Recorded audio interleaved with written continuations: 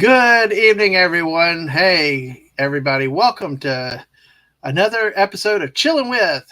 It's Dadman Walking 55. We are on the east coast of the U.S. at a great 8:02 p.m. And why on my StreamYards I have a blue box above my banana? I don't know, but hey, we'll go with it. But you guys see the full shot. Anyway, hello, everybody. Tonight, 8:02 East Coast. Well, hey, the month of June is almost over. It has been a heck of a month between road streams, chill chats, all kinds of other crazy stuff. It's been a blast. It's been insane. And, glad that have been with us along for the ride so much. We're sitting at 297 subscribers as of the showtime. Get those other three, and we will have that 24-hour Fortnite stream that we promised.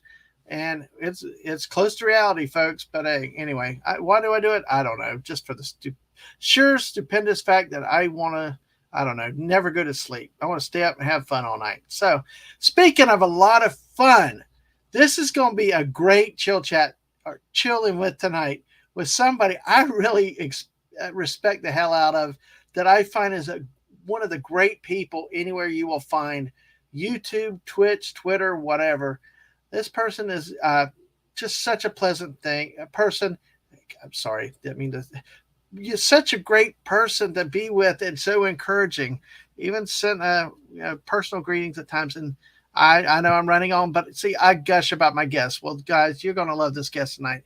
A very special person, a great artist in their own right, the great and glorious Mads MamaBear. Hey, Mads. Hey, how you doing? I am well tonight. How are you doing? Doing pretty good. Good, good.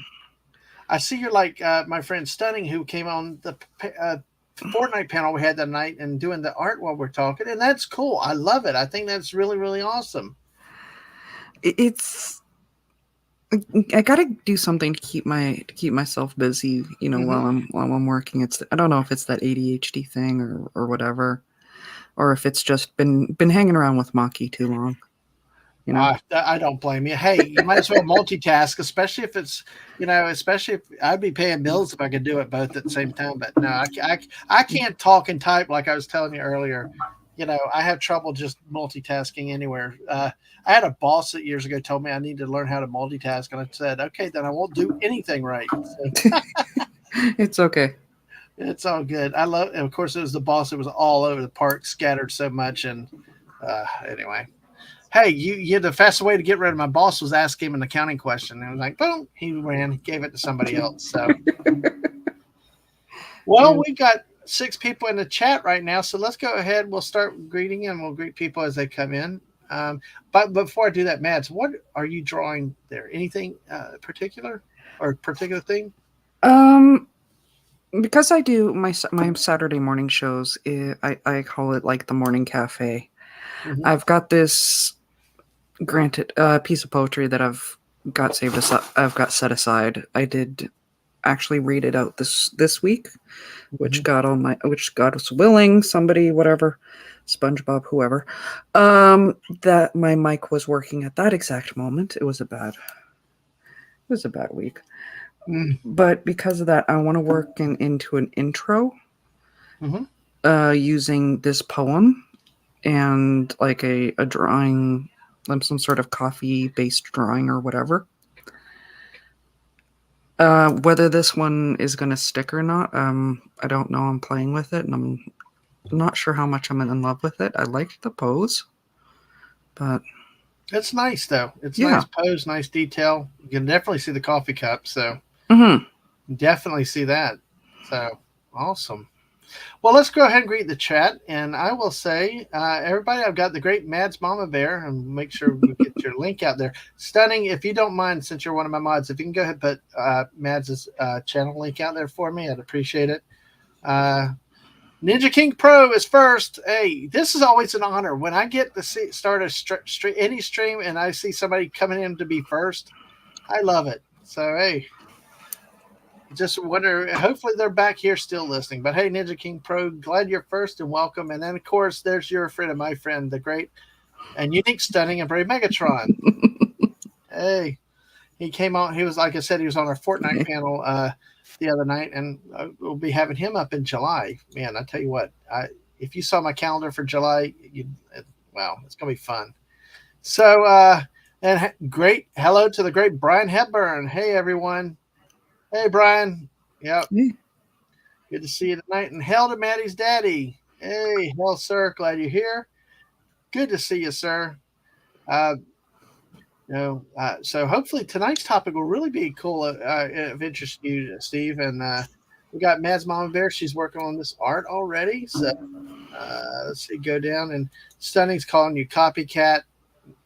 Hey, no, Stunning. No. Mads, you're a channel mod. You stop that over there. Mads is my guest, and Mads is. Oh, he practically lives on my channel too. Yeah, so. I know. Well, he copied. He's. I say he's copying you. Who's the copycat? So anyway. Well, let me say hello to Wade Nation Gaming. Good to see you, Wade. Hey, and hello to Pac Horrors. Hey, Pac. Good to see you. Good to see you here. Glad you're hanging out with us for something a little different other than Fortnite. It's always good to see you, my friend. So, and Maddie's dad's also making art too. Nice. He's into designs and stuff and graphics like that. I believe if I say that properly. So, Pa says hello to the chat, and I know you're already laughing at Stunning. Yes, I'm laughing at stuff. I love it though.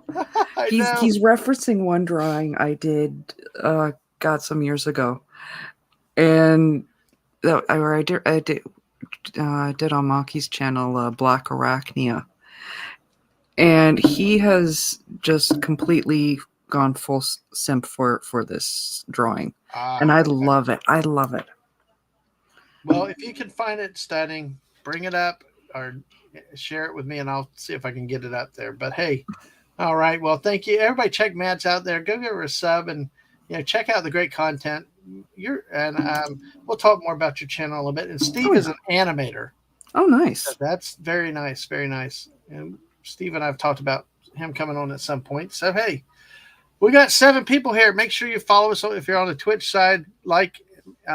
Make sure you hit that like button here on the YouTube side and subscribe if you haven't. We're 3 away from that 24-hour Fortnite stream that people like Stunning want me to do. So hey, and Stunning says Black Arachnia is hella thick.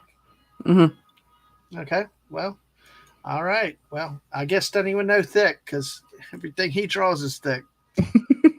So hey, look at it. Just look at his avatar. That's all you got to do. So yeah. Absolutely. Well, Mads, let's talk a little bit about yourself. And you can make it as personal as you want, and maybe tie it to your channel. But for the time I've met you and known you, it's been around art because I know I've been on another streamer with you, and it's been the art focus. You have your own channel, do your own. What got you into art, and what types of art? What do you like with it, and what's the draw for you? Well, actually, much like Maki, I went to an art school. My high school still to this day is actually now known as a Center for the Arts. At that point, it was just a collegiate, but it was. And I know you'll get this reference. This is kind of dating myself, I know, but it was basically like Fame, where you had like the visual arts for one major half of the school, and you had the music theater for the other half. Right. Like literally in my grade 9 year, my first year of high school, we did away with football because that was no longer that wasn't really the focus or the draw of that school. Right. Yes, dear. Yeah, I actually went to a college prep school that was like that. They opened it with no sports, and of course, by the time I left, because it was supposed to be high intensive academia, and then give it a couple years after I left, they started putting it. It's basically like another regular high school with sports. It just advanced academics, but yeah, because at that point, really, if you're art people, you're usually the band members, when it comes to sports. I don't mean it to sound callous, but it's kind of, it kind of is the way. Your artistic people really aren't your football players and jocks. They're the band members and things like that. Yeah, I know. generally not. I know. I know the missus was like play the flute in the marching band. So hey, Mm-hmm. but yeah. So yeah, I remember we actually had a dedicated art building over there in our school, but it's like all the art classes took place in that one building. It was like an old mechanics garage that they, for some reason, decided it was the art building. But hey, so and did you see this? What Steve said here earlier? You got my haha. What's the draw for you when I asked the question? Hey man, I love a good pun. I know. I say I walk. The missus says, "Don't try to be funny. You do your best when you don't try." And I did not try on that one. So, and hey, Appion, good to see you tonight. Hey, thank you for dropping by, saying hello. Everybody, make sure you hit that like button. And Steve, this guy looks like Thor himself. So I'm not surprised you were a wrestler, Steve. I don't doubt that.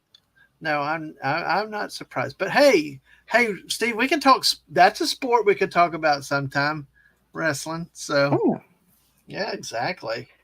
Because like we were talking about, it's like it's sometimes hard to find people that talk sports. Mm-hmm. But yeah, it's very interesting. So, what other interests outside the art world do you have?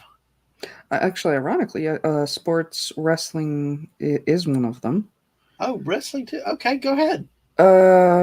I actually do have even he is I guess semi-pro at this rate. I don't know what the term is. Mm-hmm. But yeah,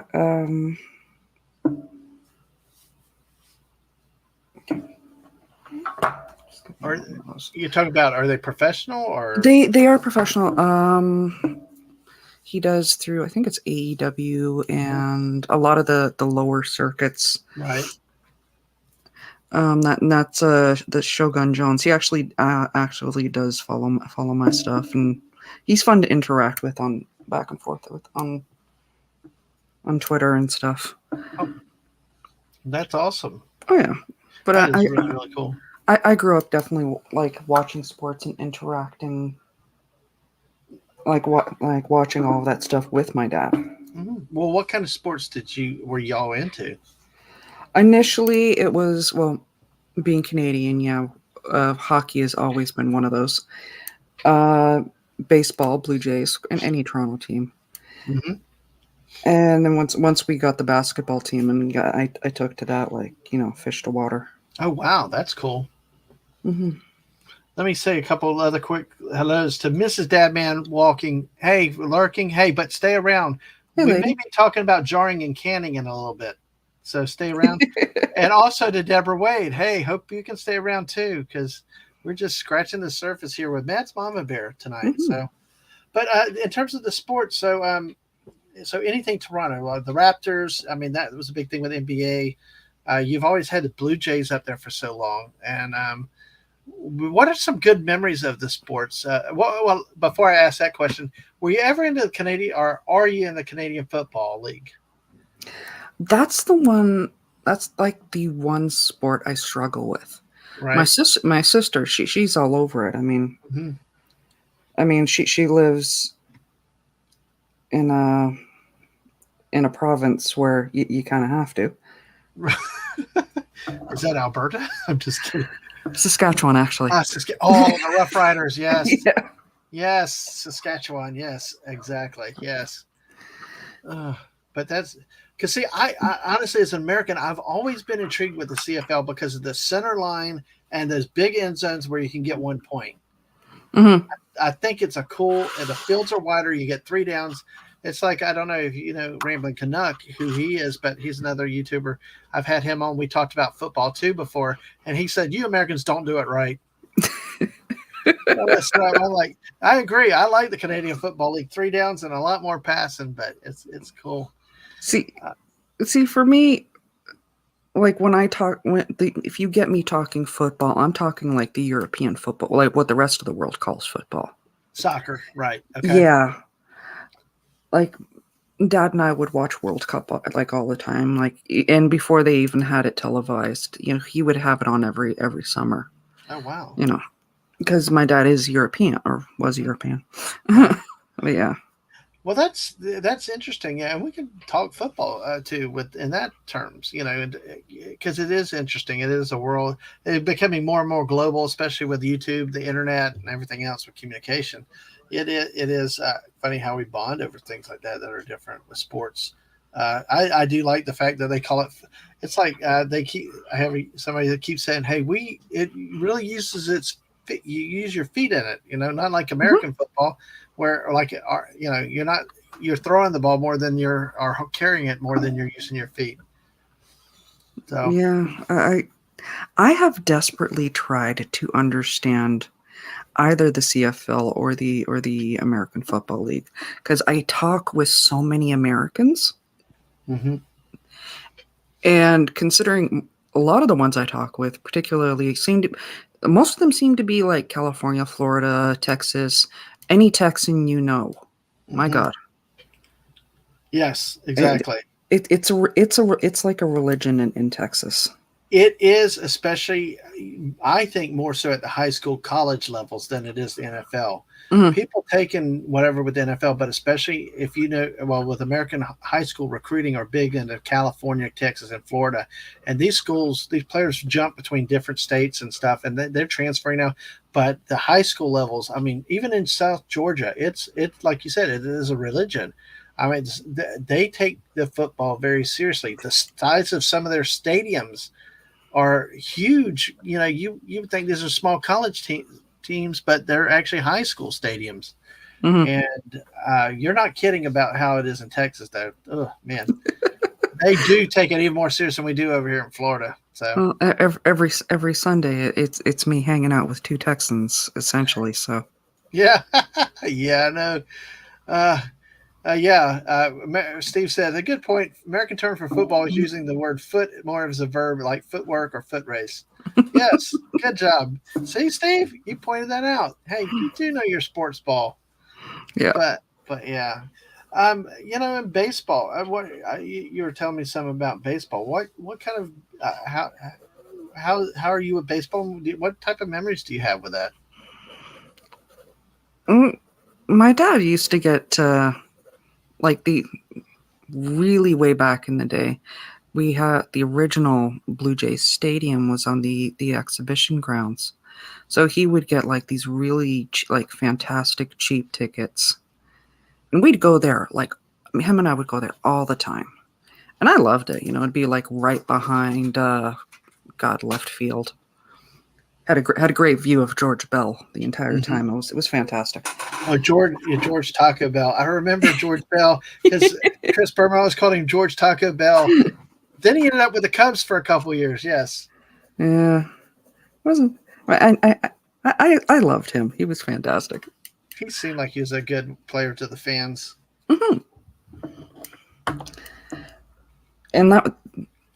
And this will be critical to one part. The spot we always sat in was the only spot of the stadium that was actually covered because you'll remember like way back when all of the stadiums were open field. Mm-hmm. So if it rained, Yep. yeah, everybody got rained on. Right. Exactly. The good old days. Yeah, it's not like nowadays with like we're here in Toronto where we got the covered stadium now where the dome where the dome can close for nasty weather. Mm-hmm. But there was this one year,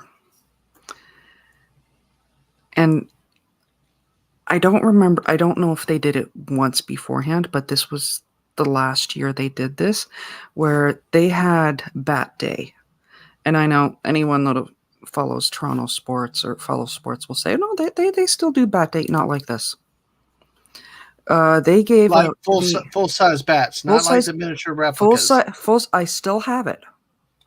Wow. Full size, solid wood bats. You know, Blue Jay blue. All of that.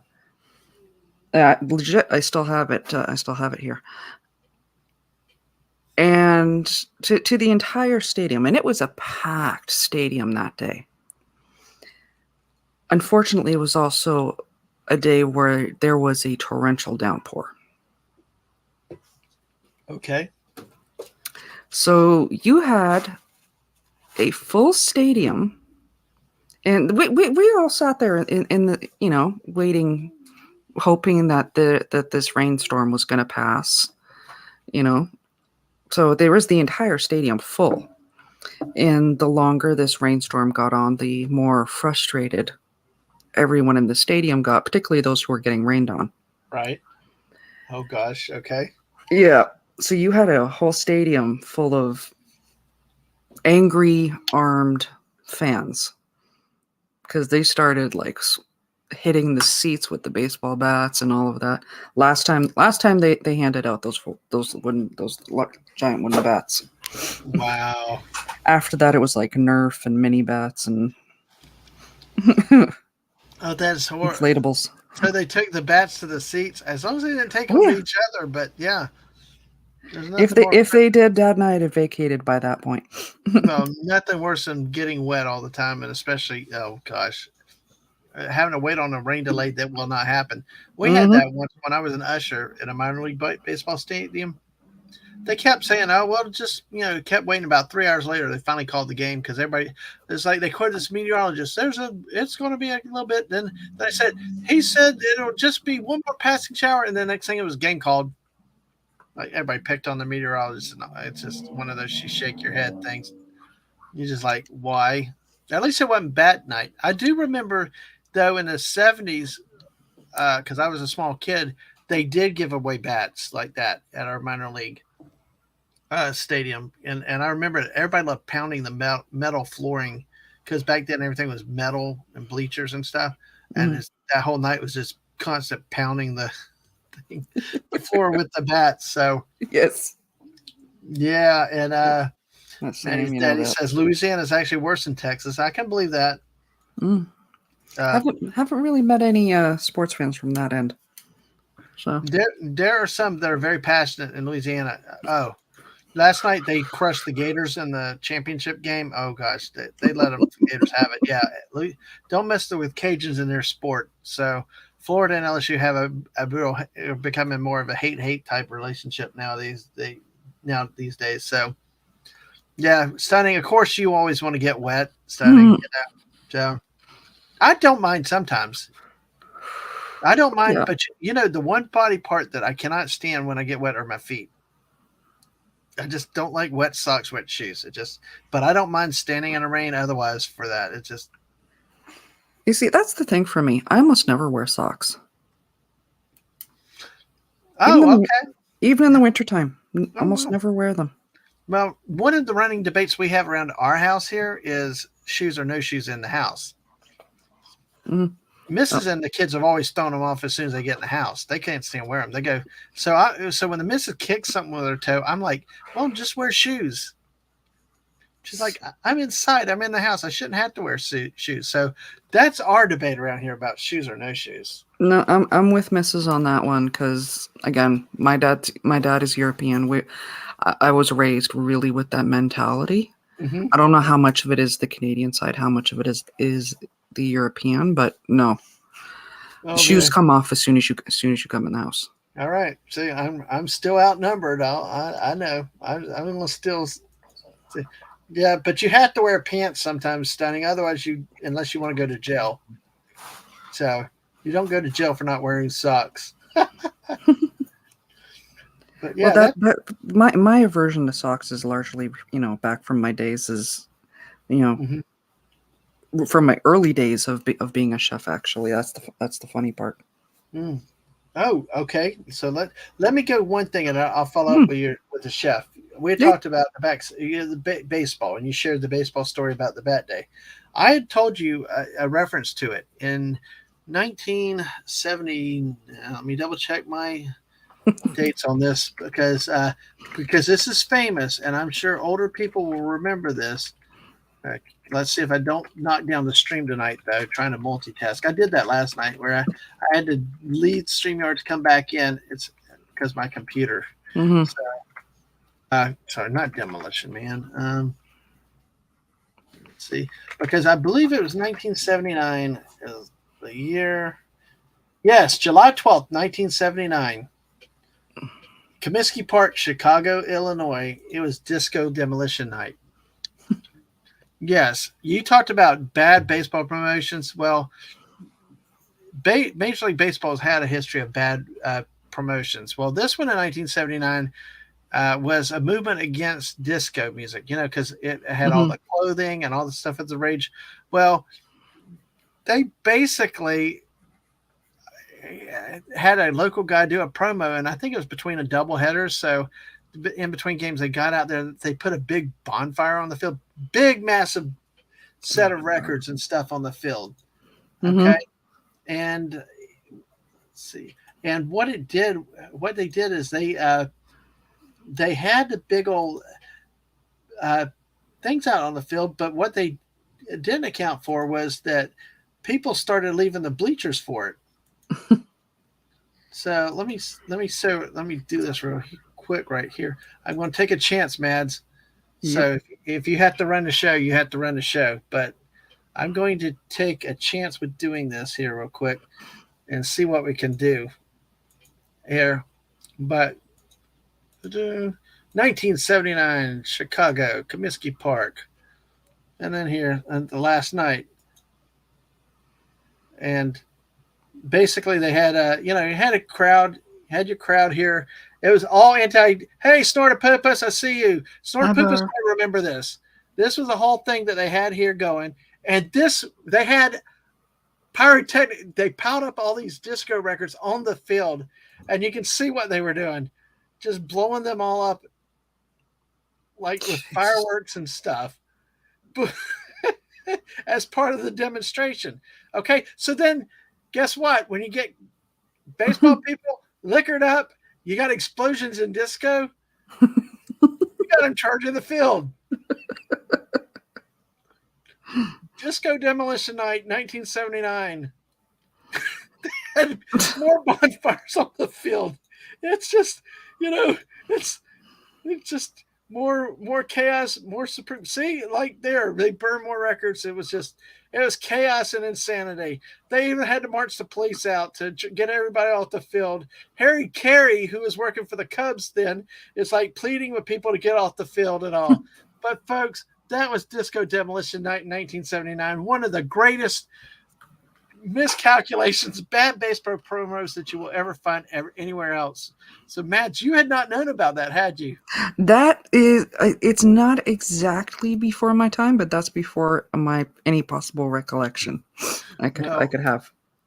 Go watch news coverage or watch some videos on it if you ever want a great laugh. It's really a great thing. And let me give the polar bear a great welcome the right way. Hello, humans and other critters.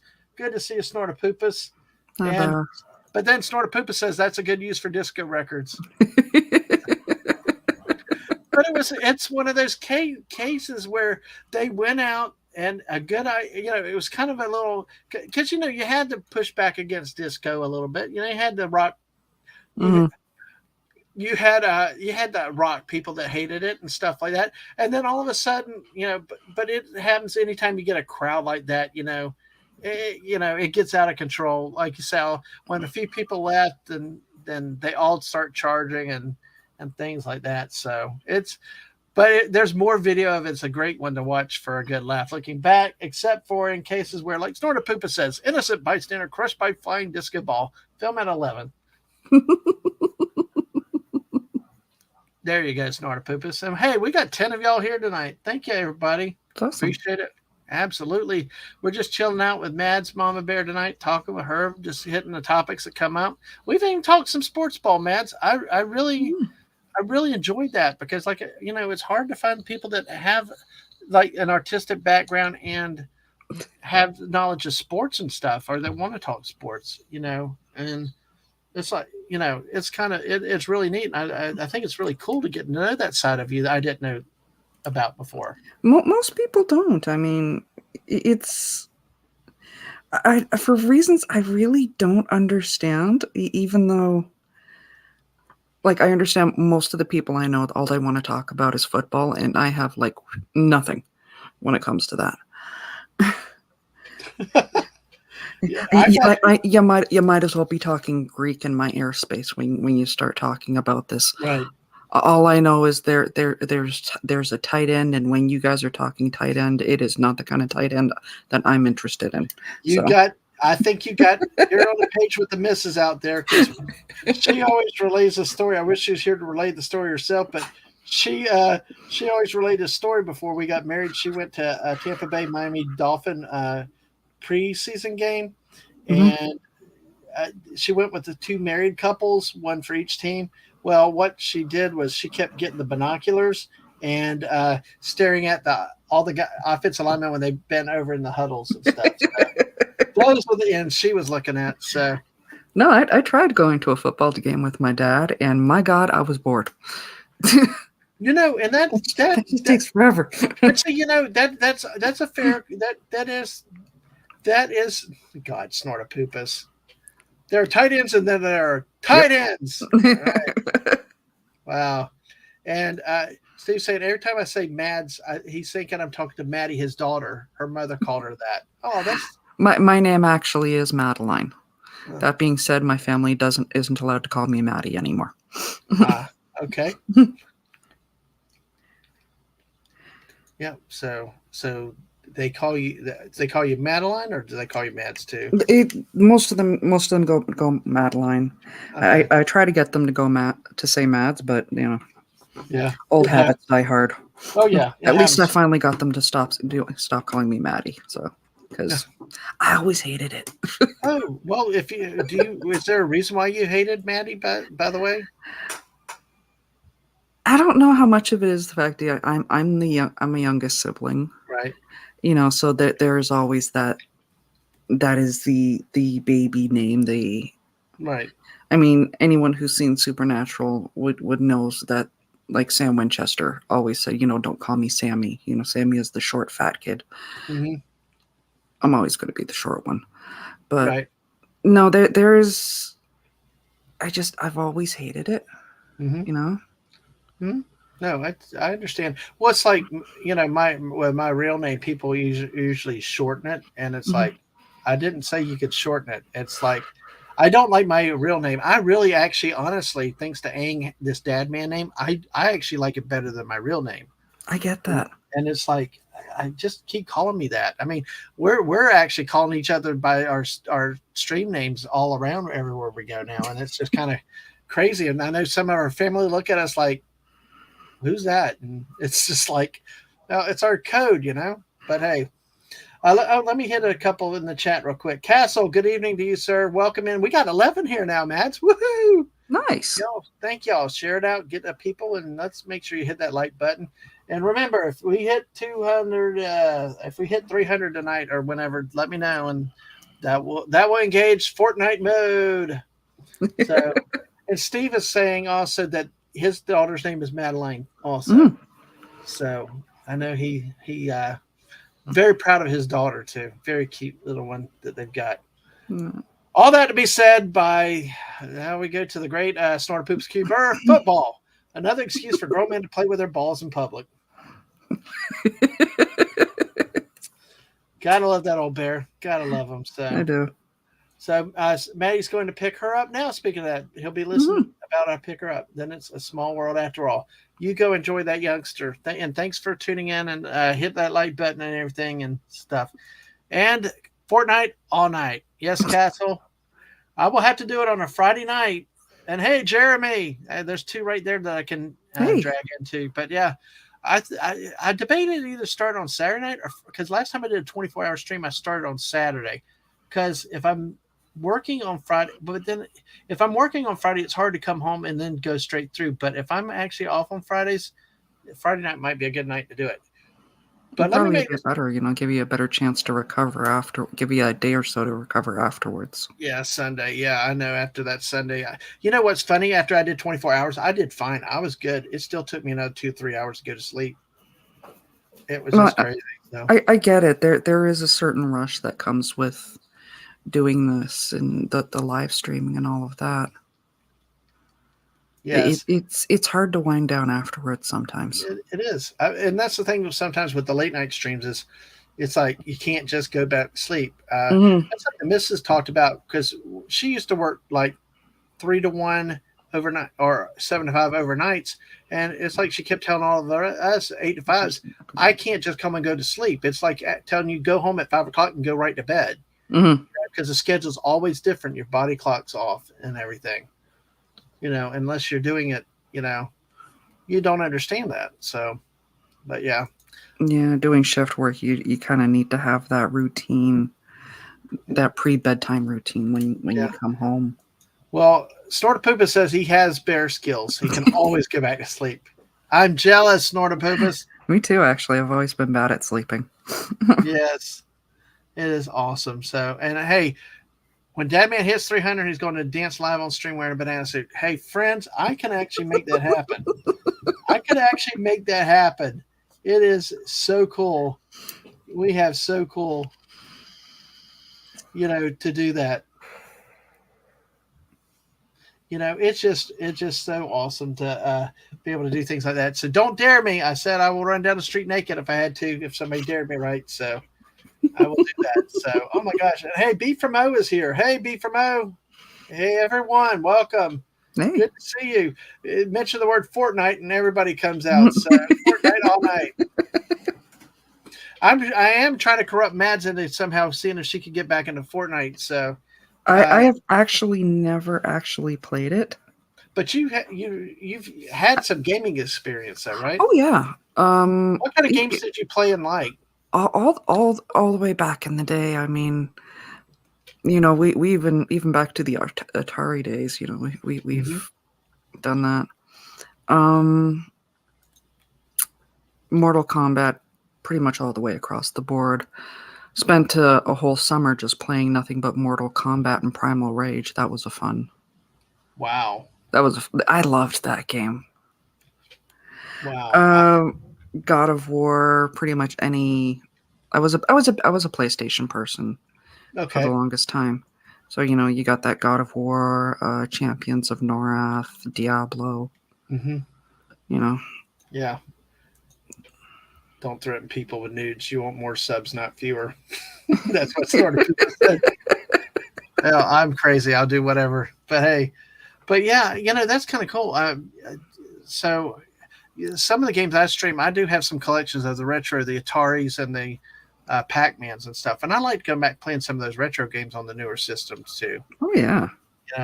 Because I just the classics that we grew up with and seeing. I finally figured out how to play the Atari football finally the other day, and it was like kind of cool. So, but hey, y'all go get me 3 more subs. There you go. That's your job, guys. I'm just kidding, but yes, we're here to hanging and chilling out with Mad's Mama Bear tonight, and yeah, the game. So you played a lot of Mortal Kombat. Was the original Mortal Kombat or the variations of it? Because I know there's been so many different. When I'm yeah, no, original Mortal Kombat. The one summer was the Ultimate MK3, but yeah. Did you play a lot on the? I mean, and beyond just the home games, did you play any on the arcades when there were arcades around? Oh yeah. Oh gosh, I love those arcade type games with the cabinets and stuff. Those were fun. That is one of those things that really is kind of missing nowadays. Today is those classic arcades. Mm-hmm. Not in a Dave and Buster's or whatever type feel where you're trying to earn tickets. No, it's just for the sheer thrill of it, and that's where you got to hang out. And back when a quarter got you something, Yeah. I could take a quarter with Miss Pac-Man and last 30 minutes, But even Mortal Kombat probably was, I think, one of the first, or I don't know what the first game that was 50 cents or dollar or more, but I mean, even I think Mortal Kombat was more than just a quarter, but still, some of those games with the graphics and the gameplay, you were like, hey, I don't mind, I'll dump the money into it, but now it's like, geez, some of the games, it's like so dang expensive for you to die really quickly and have to restart and pay to restart really quickly. I know. So, Did you have any other favorite games? I mean, if you had to pick one favorite game of all of them, what would it be? Because you'd mentioned the games you have played, but is there any particular favorite game if you had to pick one? It would be a split pretty 50-50 between God of War, because that game had fantastic graphics, Mm-hmm. and the storyline was just so stellar with that. Mm-hmm. Also, I had a huge crush on Kratos. You know, Okay. his voice is just fantastic. But beyond that, I mentioned mm, there's Champions of Norath, because that was one of the original games where you could fully customize your character. Okay.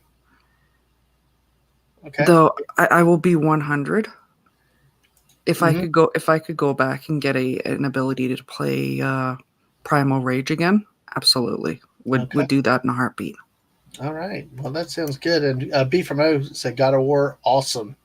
Oh yeah, Yeah. there was something, and I was working as a chef at that point when God of War was out, and there was something absolutely fantastic about coming home from a day being absolutely frustrated with all of your coworkers and Mm-hmm. just ripping apart like whatever monsters that were on there. Oh yeah. Because Good night. you Good could night, pick them Steve. up and rip them in half with your bare hands with that game. It was fantastic. Absolutely. And let me just say good night to Steve. Hey, thanks for coming through. And if you're Night, lurking, Steve. hey, take care of little Maddie there. So, but that, that's a great feeling. Like you said, come home from work. That's kind of like the way I take on with Fortnite is that you Hmm. come home and blow stuff up. I've gotten into the thing where I can't stop blowing up gas stations now because everybody keeps wanting me to blow the gas station. They come in, hey, how many gas stations have been destroyed? I go to friggin' Colorado. People are like, are the gas stations a lot okay out that way? What happened to the gas stations on the trip? It's like Hmm. it was hilarious. It's hilarious, but it's just good stress relief. You can a game where you can destroy stuff virtually and just unload and have fun on it. You know, Yeah. and just make the carnage. And that's why I love blowing up gas stations because especially if I get in a bad mood, just do it and things like that. So, but yeah, it's that a lot of people are so critical of video games and stuff, but that's one thing that they can help you, uh, deal with your own stress too. And Hmm. it's an outlet. It gives you that healthier way of just getting out those frustrations. Mm-hmm. Yep. And Stunning apparently is paying attention to some of our travel streams. Hmm. Yep, it's the come and go gas station. Yep, exactly. Saw a bunch of those up north and laughed every time. So, hey, folks, we got 12 of y'all here. Thank y'all for being here. And we got the great Mad's Mama Bear. Okay. And you said this, and last time I moved on, but let's hit it again. You said you were a chef at one point, right? Yeah. So why what what do you like about being a chef, or do you still cook, or a trade? No. I well, yeah, I still cook, but at this point, it's largely for, you know, party of one, Mm-hmm. right? Yeah. Yeah. Yes. But if you don't mind, I mean, what kind of kitchens were you cooking in? Any specific type of food, style of food, or what types of food did you like cook? Kind of, you know. Well, one of the first places I worked at was a restaurant downtown Toronto, Mm-hmm. and will always be a soft spot for that particular kitchen, because that was not only like the first place I worked, but it was first place that was the place where I actually got to be sous chef, and I got some serious control on the situation. Mm-hmm. But beyond that, I worked. After that, I wound up working a lot more towards caterings and stuff, which that's great for some people. It really was not a good match for me. But once you get into that, it's hard to transfer out. Mm-hmm. Not that I didn't get a whole lot of fun stories from that. Mm-hmm. Yeah. Sorry, Yeah. some water. I could imagine, especially in that type of industry, from what I hear, you would need stress reliefs and stuff like that. That it's so high pressure and high intensity in that It those type is. of kitchens. You're always on the move, always on the go. It's a hot where you got all the hot temperatures going around, and you got tempers flaring up. There's a lot of room for error, and Mm-hmm. accidents are quite easily happen. I've seen some pretty nasty, accidents over Mm-hmm. when I was serving my time in that industry. Yeah. Yeah, absolutely. Because we had one guy that decided that he couldn't handle getting yelled at in accounting, so he decided to go to chef school. And it's like, what? What? He went Did up not to New think that York. one through. Yeah, he went up to New York. Yeah, it didn't last long. He was back down Florida and got back in accounting really quickly. So let me Yeah. say hello to Whoopa Troopa, 14 of y'all great Hey. people out there tonight. Right. Whoopa, I'm trying to not put Mads in control of the channel tonight like you did last night. So, all right. Yeah, Whoopa was with me last night when my StreamYard just froze up on my computer. And I had to keep working with it to get it unlocked up. And, he did a great job. Of course, he also said when I got back, he was General Whoopa. And he said he threatened to not give me back my channel. So, but he did. So, it's good. It is good. And Snorter Poopa said, we had satellites tracking the Dadman clan's progress on the last drive stream by watching to the infrared blooms on screen as they blew up gas stations across the continent. Oh. Whoopa's now back in the bar, so he's like, what's the recommendation? What's your drink recommendation? Mine is just Coca-Cola because I don't drink. I don't know, Mads, do you have a favorite drink? I've got a couple. The one I go to most often, if I'm not doing, a beer or whatever, like around the house, it's usually a Bombay Sapphire gin and tonic. Okay.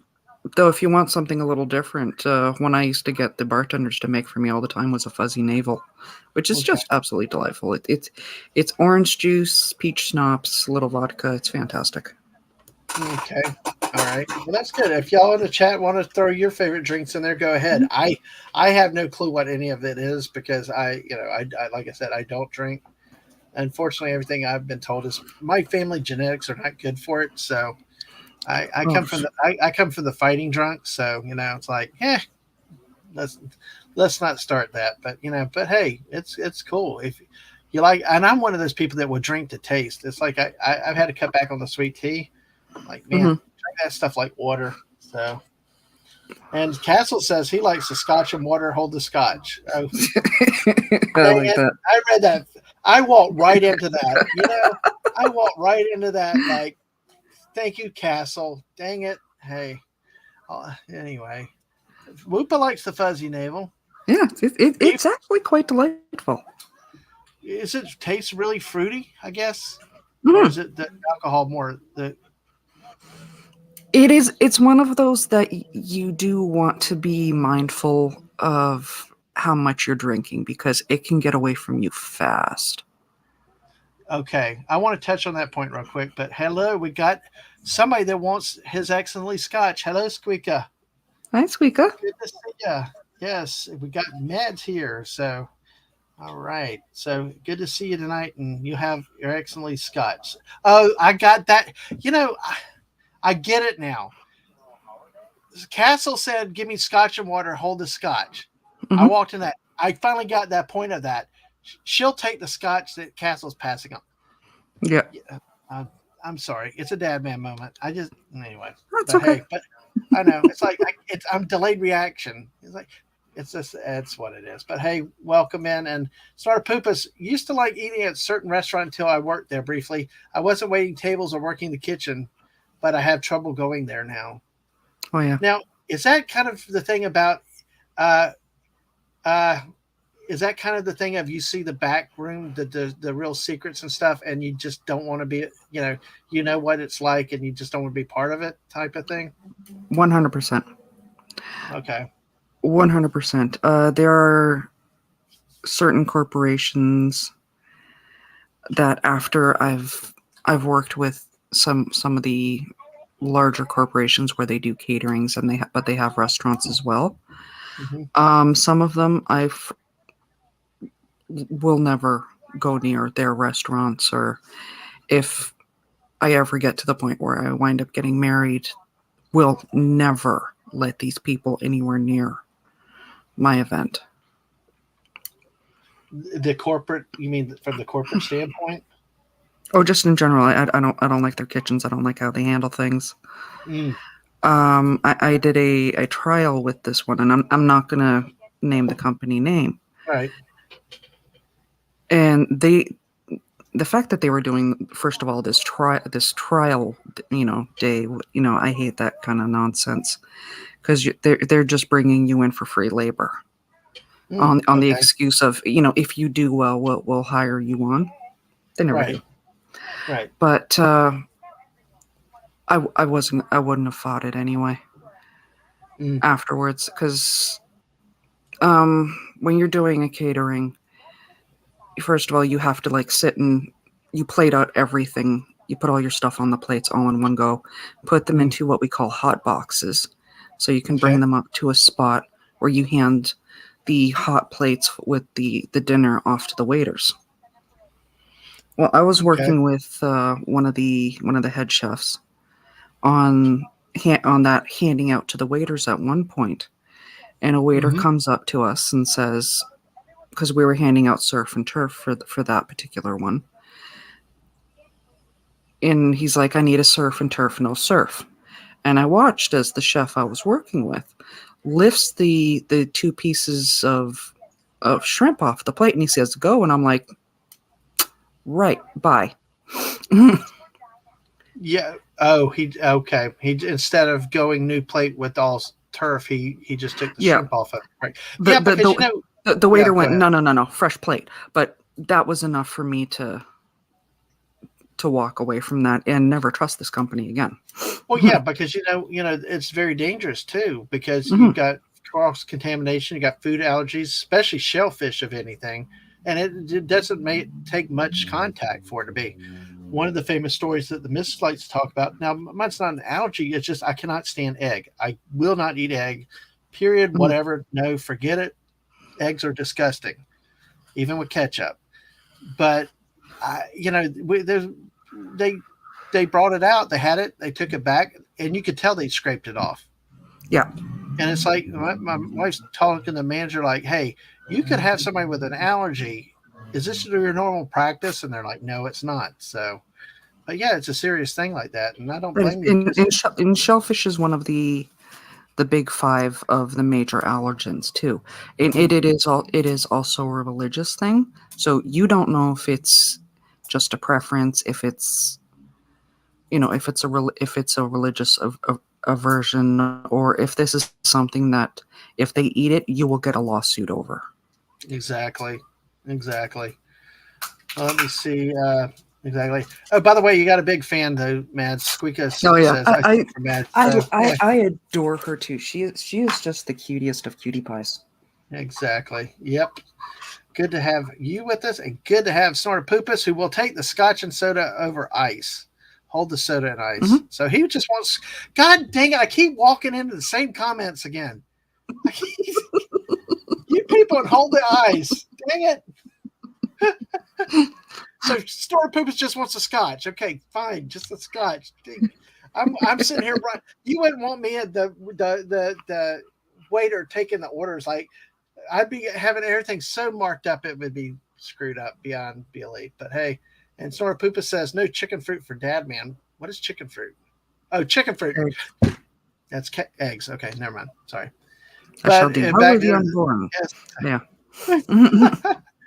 Podcourse is right. Absolutely. Food allergies can sometimes be fatal. Absolutely. You just, and at least nowadays things have gotten more, there's been more attention on that and more concern towards it where they do take it more seriously. But like you said, when you see somebody cutting a corner like that, especially that should know better, your chefs should not be cutting corners like that. I will say the one thing with like the Disney theme parks and stuff that we always had, they were always took fruit allergies very seriously.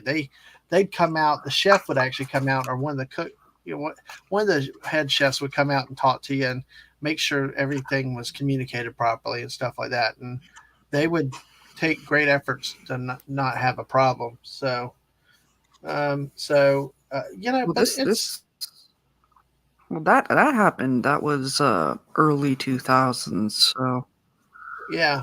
the Why not? whole thing was still Well, fairly new.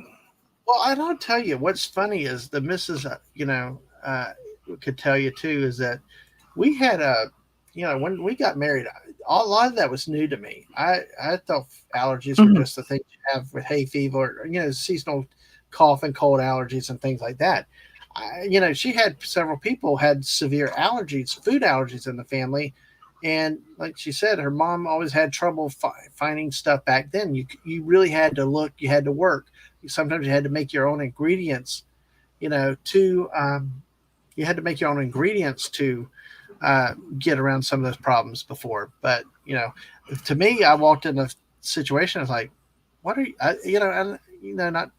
It was a new world for me, a new consideration. It's easy to say, "Oh, blow it off," unless it's you and your family that has to sit there and deal with those things. When they get sick from it. So, but Mhm. yeah, it's interesting. But yeah, that I man, I understand. But I tell you what, one thing I noticed for sure Hmm.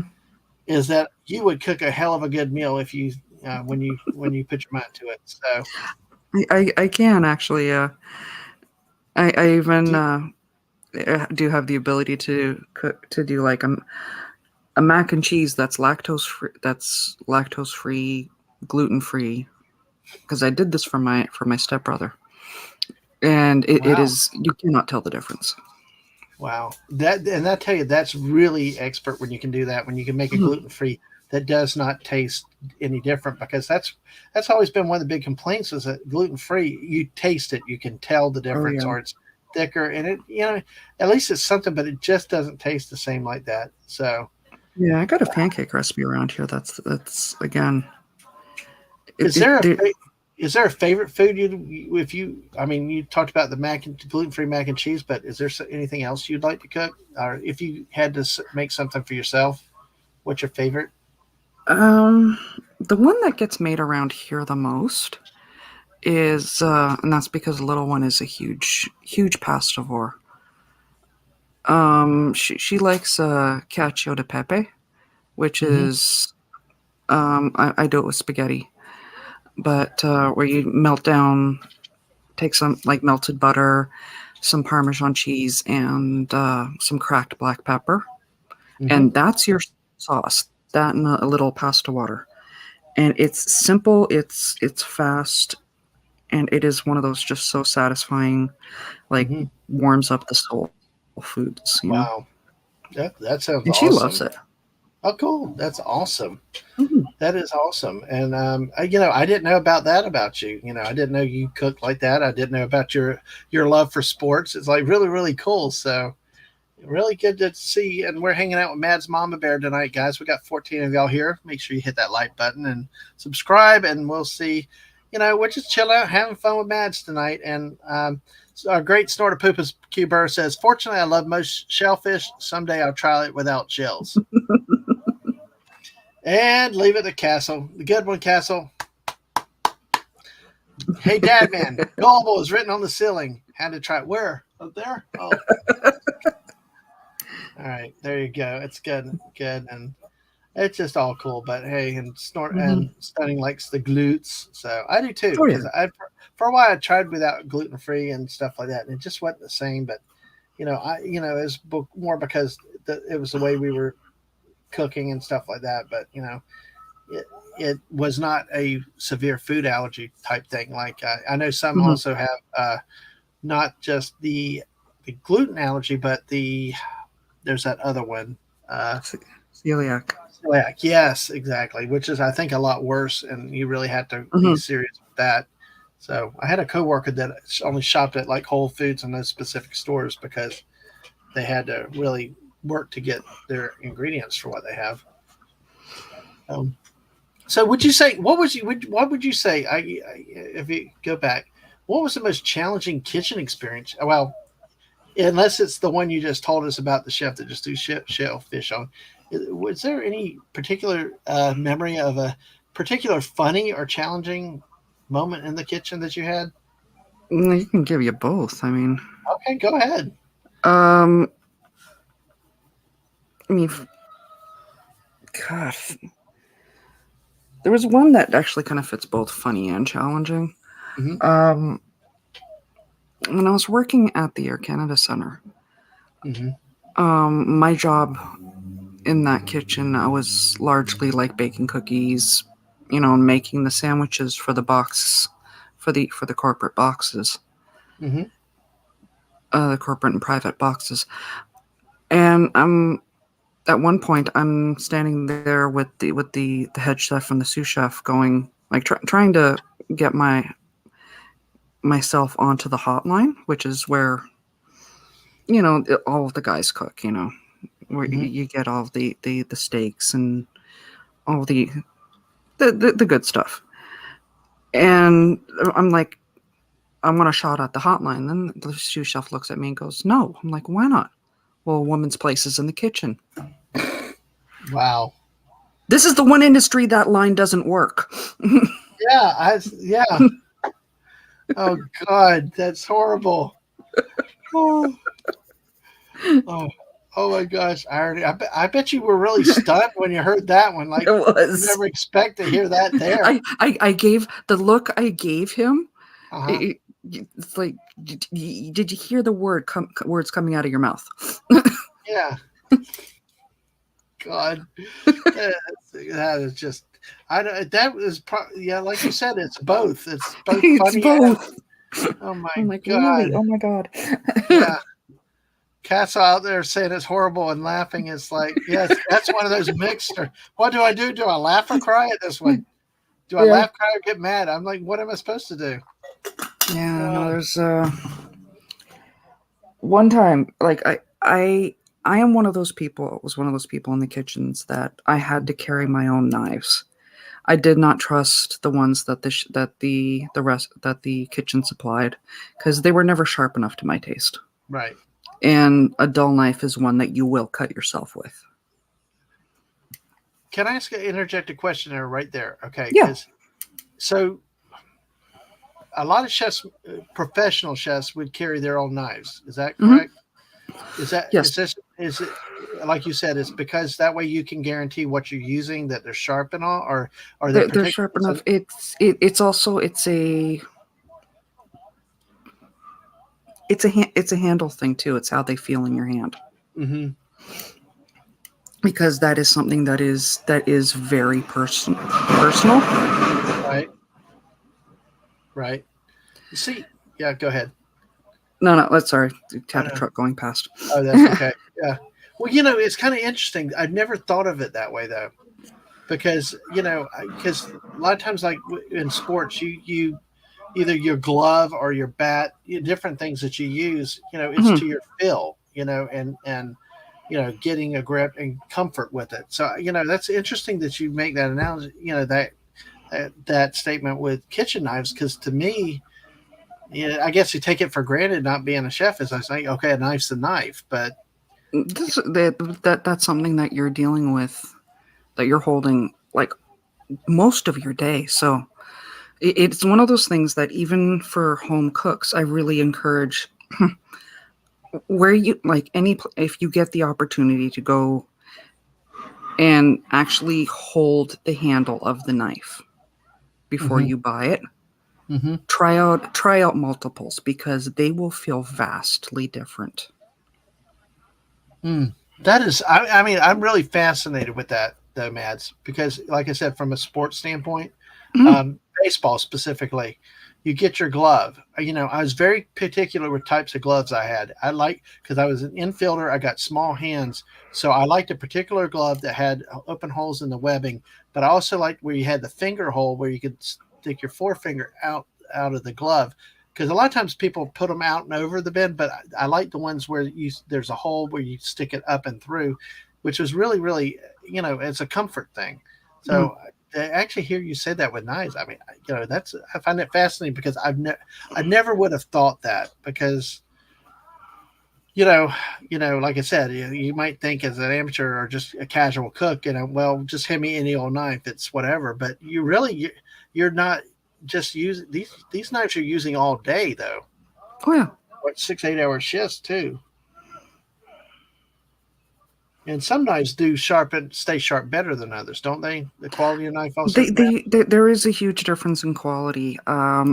Personally, I'm a big fan of the forged blades because I find they hold the edge better, and it's a more solid feeling blade for me. Makes sense. Make sense to me. Oh, that's interesting. Thank you for that. Of course, said that is what I was taught when I worked in a restaurant. Always use a sharp knife or sharpen that dull one. Yeah. Exactly. Now, of course, do you want to take this question from Stunning? Is it okay for me to use the sword to put peanut butter on my toast? I actually have a story for that. Okay. Feel free to share that one. Oh, my goodness, folks. My sister will probably kill me for sharing this one. It's okay. My dad was a butcher. Okay. So we had some very impressive knives kicking around, including his favorite one that he would use to cut up large slabs of meat, which is just about the length of my forearm. Now, that's the blade itself. Okay. Well, my mom worked nights with Canada Post at the time, and my dad was God only knows. So my older sisters were getting us ready to go to school in the morning, and my one sister went to make peanut butter toast. She grabbed a knife out of the knife block, and it turned out that it was the knife, the butcher knife. Ooh. And she picks it up and, does the peanut butter on the toast and winds up slicing her hand open. Oh, ow. Calling my mom at work going, I'm bleeding. My mom's like, okay, we'll put a Band-Aid on it. My sister's not explaining the depth of the cut that she has. So she keeps calling my mom and going, yeah, it's not working. Just put another Band-Aid on. Wow. Yeah. Wow. Oh my goodness. That is no. So yeah, don't recommend. No, not at all. Not at all. I had a friend of mine. Hey, Snortopoopas once slaughtered a watermelon with a sword. I believe it. Yeah, exactly. Call him Gallagher or something. And of course, ouch.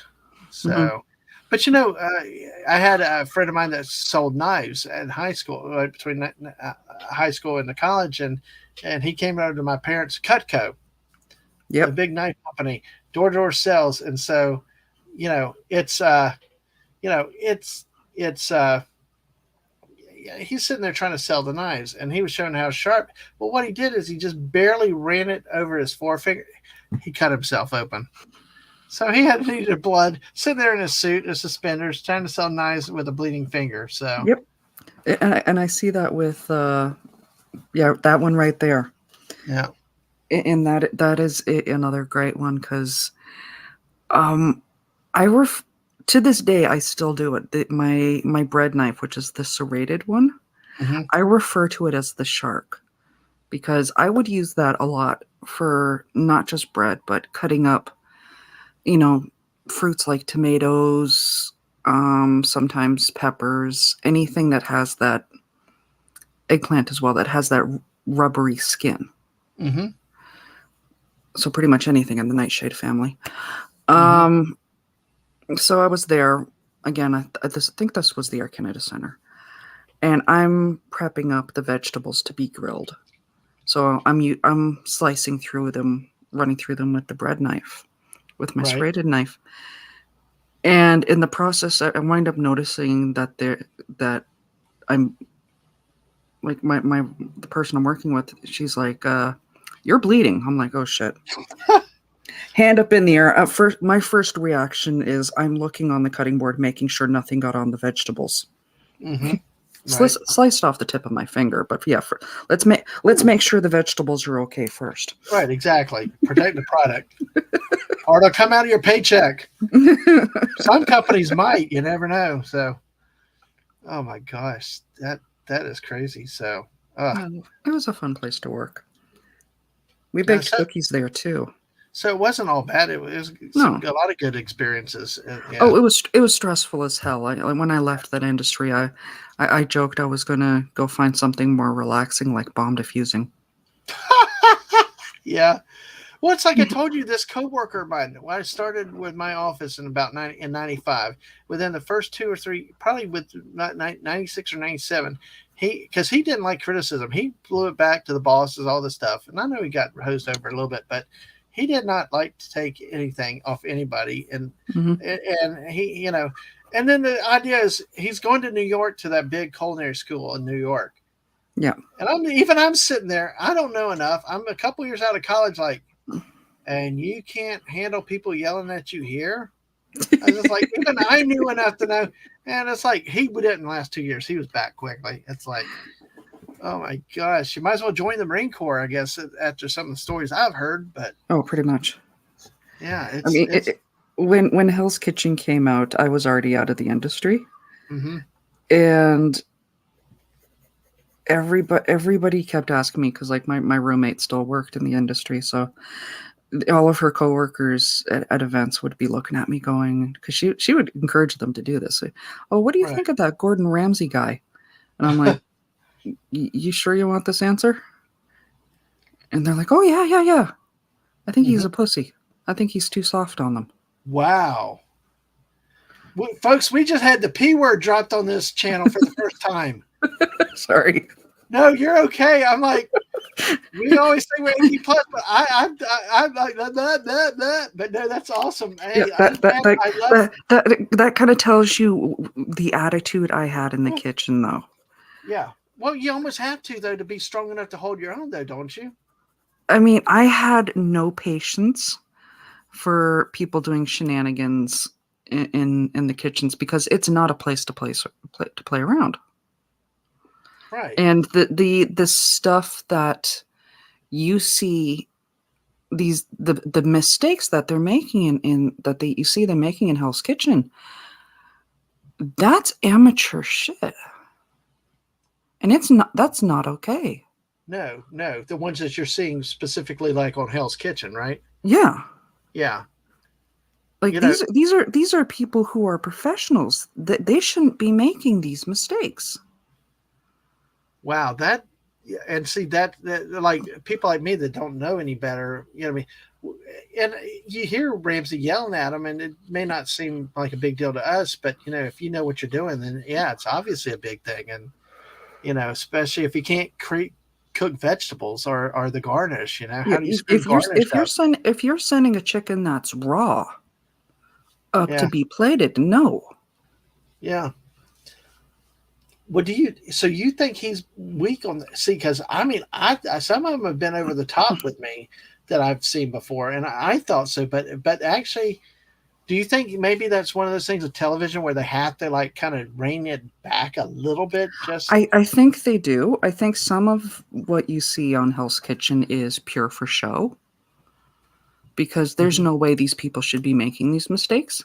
Mm-hmm. But yes, I really do believe he reins it in, because 100% I would have gone a lot harder on a lot of these mistakes. Wow. I mean, see, to me, it looked like he was hard enough, but then again, what the industry is, because so basically what you're saying is you've seen in the kitchen where the reaction to some of those mistakes would have been 10 times worse than what he did do for television. I kid you not. One kitchen I worked in, the sous chef, no, it was the head chef. He looked at this one barely adult type kid who was doing that goofing around stuff, and Mhm. he looked at this kid and goes, "Look, if you don't straighten up, you're gonna have to clean the meat slicer to Madeline's preference." That kid straightened up right fast because Wow. nobody wanted to do that. 'Cause, again, my dad was a butcher, so that's a piece of equipment I treat with pure respect. Right. Right. Absolutely. I guess Stunning had something the other day. Kind of reminds me of Tommy had a glass mug fall on his head at work, trying to walk it off like nothing happened. Mhm. Next morning sucked though. Yep, headache, headache. Oh, I like this though, Stunning. This is your best idea. Mad's Cookhouse should be a TV show where she roasts the f out of the underlings. I'd volunteer for it. That Hey, that is hey, that is a, hey. that is a side of me nobody wants to see anymore. No, I'm sure not. But will probably give me 10 seconds, and I've had enough. But yeah. Hey, Stunning, I'm down for you for to be a contestant on if that happens. Are you with me? Snort a poopus. Anybody else want to jump in? So we'll be Mad's kitchen staff and stuff. So, but anyway, but see, that's a person that is a part of the personality, and that that does surprise me because I'm only used to the art stuff, the art streams. Since I have not met you and not known you very well, it just in casual pass throughs is like if I saw you pull that out, I'd be like, what that nice lady, but it's you understand it's an industry trade. It's an industry thing. That's the only way you survive it. And like you Mhm. said, it's really an industry though that maybe may small mistakes can kill people if you're not careful. Yeah. Right. Exactly. So, Stunning said, I don't think he's got the guts because he said I drive Matt insane. Yeah. Oh, Castle volunteered with me. See, Megatron has I think he's seen me go against trolls on Twitter, so Uh huh. he can have a good idea as to how hard I can get sometimes. I got you. But hey, you know how to deal with them. Then hey, Snort Poopus loves a good roast, but But they're fun. no, not work in a kitchen. I had to fiddle around in my own kitchen. Yeah. Exactly. So, but go ahead. I love talking about this cooking. I want to talk about a little bit more, if you don't mind. But this drawing you got is coming together very very nicely. And for people that might have been late, what are you doing with this drawing here tonight? At this point, like I said, I want to get work on a drawing that I can use as an intro for my morning cafe videos Mm-hmm. or my morning cafe live streams. Mm-hmm. I'm not sure if this one is going to make the cut, but Yeah. at this point, it's just fun because the paper I'm working on right now, that's where I do my planning out for the bigger pieces for the watercolors. Mm-hmm. The fact I'm working on the shading and stuff is a good indication that it's probably not going to make the cut. But Oh, at the very least, it is fun to just keep yeah. at it. Exactly. I liked the pose, but it's not. I don't think it's going to work for. The pose is really really nice pose there that you got. It really Mhm. is nice to see. So well, hey, you got Castle, you got me, and hey, Squeaker will do anything you Apparently. tell her to. So hey, I knew that was coming. Hey, knew that was coming. So and sort of poopus. Yeah, there you go. Um, like you said, there was one though show with Gordon Ramsay though that he did a Kitchen Nightmares. I want Mm, to try not to use the company name, but are you familiar? Probably the most famous episode involving a baking company I where might not have seen that one. they basically threw him out.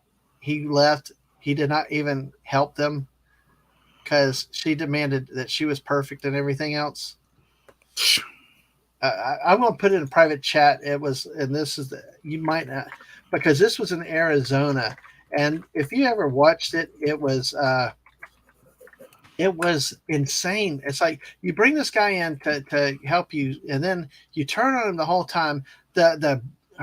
They joke about her husband being this mob hit guy, taking out people, and she's like psych, both emotional strings, like really, really crazy. My food's perfect. And she'd yell at the customers, scream at the customers. They took the waitresses' tips and all that. So I don't know if you, I put the name there. I don't know if you're familiar with that one though. No, I'm not. I mean, Well, if you ever, it was, and I'll just say it for anybody too. But it was Kitchen Nightmares, and it was Amy's Baking Company. If you want to see probably one of the most riotous, entertaining episodes of a Kitchen Nightmares, that's the one you want to do. They had news reports on that thing because it was just so. You just got to watch it to believe to see it. That kind of thing. So But hey, and Stunning says I can be very smug and obnoxious when people are pissed at me. I'm not scared. I'm just a pain in the ass to deal with. I'll drive her nuts. Yeah. Well, listen, I tell you, sometimes dealing with what I got to do, I've had to deal with people yelling at me. When you're an auditor, I actually had a door shut in my face one time. I believe it. I mean, I was a tax auditor, and it was like, well, it was a bad situation, and I was new, and I got stuck with a garbage case, and it was like, I just stuck there, and sometimes you just have to learn how to just shake it off and move it. It is hard sometimes, though, but you end up having to get some skills and ask a question 500 times and stuff like that and keep pushing, a little bit different than cutting a knife, but you know what? You got to learn when not to go away. Yeah. Yeah. A Stunning sister can confirm he's that way too. Oh my gosh. Oh my, that's too funny. Stunning. The, yeah, there was, there was something else I was going to talk to you about, but I drew a blank on that right there. But yeah, like we talked about earlier with the sports analogies and stuff. I mean, really, I've learned a great side about you with this tonight. It's really neat seeing beyond the art. Is there anything else that you do that beyond the art? I mean, beyond the cooking, the sports. Are there any other hobbies you have? Oh, reading probably. I mean, I'm one of those. I'm like the poster child of ADHD. So, the jack of all trades type situation. Yeah. Yeah, unfortunately that's not me. I'm so single. I'm just so I prefer to pick the perfect field. It's just like that's me. It's like no boring, no imagination. And when I try to get creative, usually people end up getting mad at me. So it's like it's so funny sometimes. So exactly. And see that I think Squeaky hit nail with you Stunning. I'm sure your sister would say can be or are Stunning. Exactly. But hey, Stunning takes pride in that. I know he does very much so. Besides, siblings always think their siblings are irritating. Exactly. Well, I tell you what I love with Stunning though. I love when we played Fortnite with Machini. Enough of them. I've tried selling them. Yep, I know. Mhm. Well, I love getting Stunning because when we were playing Fortnite with Machini and Stunning just does what he wanted to, it's kind of like we're trying to take over Machini's Twitch channel. That was so fun. And Starter Poopas, we know you are a 1,500-pound alpha predator. You're pretty sensitive. Yeah, you're a big cuddly bear.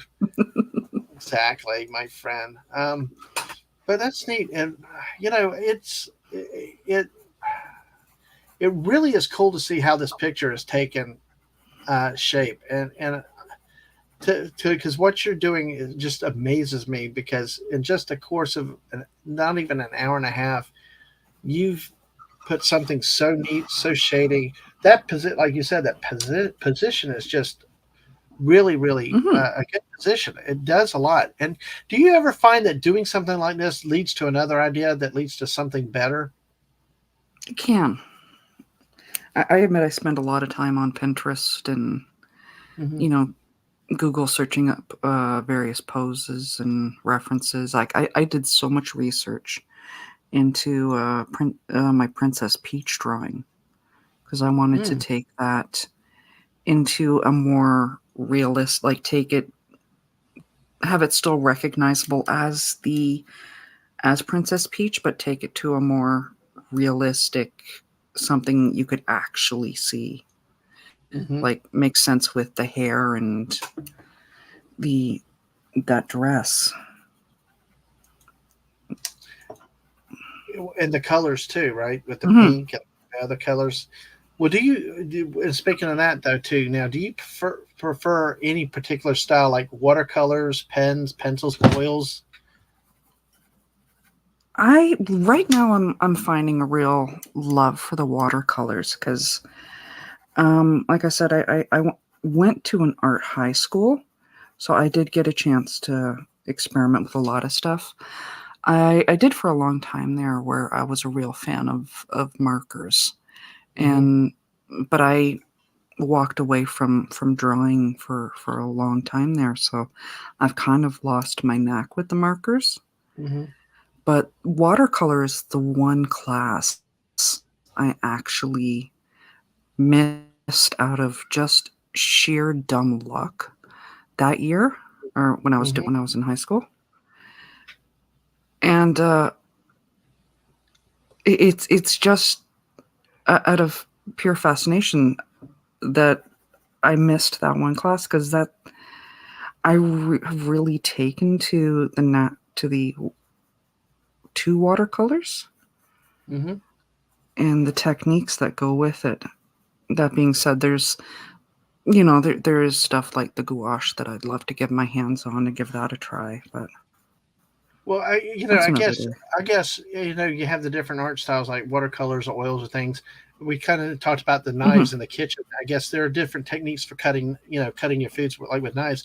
I guess it's the same in art with the brush strokes. There's techniques, and you just. I'm trying to ask it in a way that I guess each style has its own technique. You would not necessarily use the Oh same yeah. motions as you would for one or the other. Well, with watercolor, you have to work from light to dark, Mm-hmm. and it's that reason alone, which is why I want to try getting my hands on a gouache set, because that one you can put the light on top of, and because that's my biggest frustration with the watercolors is sometimes I will look at something afterwards and like once I'm like midway through it and go, no, I want a spot of light like right there, and you can't go back and do that. Mm-hmm. Well, that is interesting. Because like we talked about, is that I found what y'all do fascinating because I just don't have that ability because I would be the one just putting it there heavy handed, just trying. I can't even paint right, because the missus looks at me like, my mom got on me because I couldn't vacuum right. So it's like, I'm just doing the best. It's just I know that there's a technique, there's a reason to do it, and you know, Hmm. and so it's hats off to you guys. I mean, I'm really fascinated, truly, when I see what y'all do and how, like I said, in an hour and a half, Like you come. I'm with Yeah, no, go I'm ahead. with you on the I can't vacuum right because my God, I ran from that machine. I can't. I hate it. I hate it. The Yeah, noise it makes. I hate it. yeah, I'm yep, a very noise sensitive person, so no, yep. Yeah, that's an I evil got you. machine. Well, Stunning said in here, I smacked Mac away once with a hammer so he could get the winning kill. I'm the very definition of annoying sibling stereotype. Yep, absolutely. I knew you knew Fortnite. Of course, Squeaky was never an annoying sibling. Hey, okay. And then Snortopoopas was really bad at painting. I had a hard time figuring out which end of the brush to use. I agree with you, Snortopoopas. That's like me. And howdy to Punkwaddle. Punkwaddle, greetings, friend. How are you tonight? Good to see you. Pumpkin. Okay, Pumpkin. Good to see you, Punkwaddle. I do agree. We need penguins in Fortnite. Absolutely. So Stunning Mhm. said, I used to do watercoloring. Might be bringing it back pretty soon now that I got a new brushes because my last set got annihilated from the last diorama I did. So, how often do you have to trade out brushes? Um, the ones I have a real preference for, like, and I actually do have them, like these ones. These are like the high end type brushes. Mm-hmm. I've had them for years. Mm-hmm. and I have a real soft spot because they hold the water well. They distribute the color nicely. Mm-hmm. Beyond that, I really couldn't tell you. Like if I'm Yeah. doing stuff like acrylics or whatever basic crafting, yeah, that stuff Yeah. needs to be switched out. But the watercolor Yeah. brushes I keep. I got you. Those are very specific.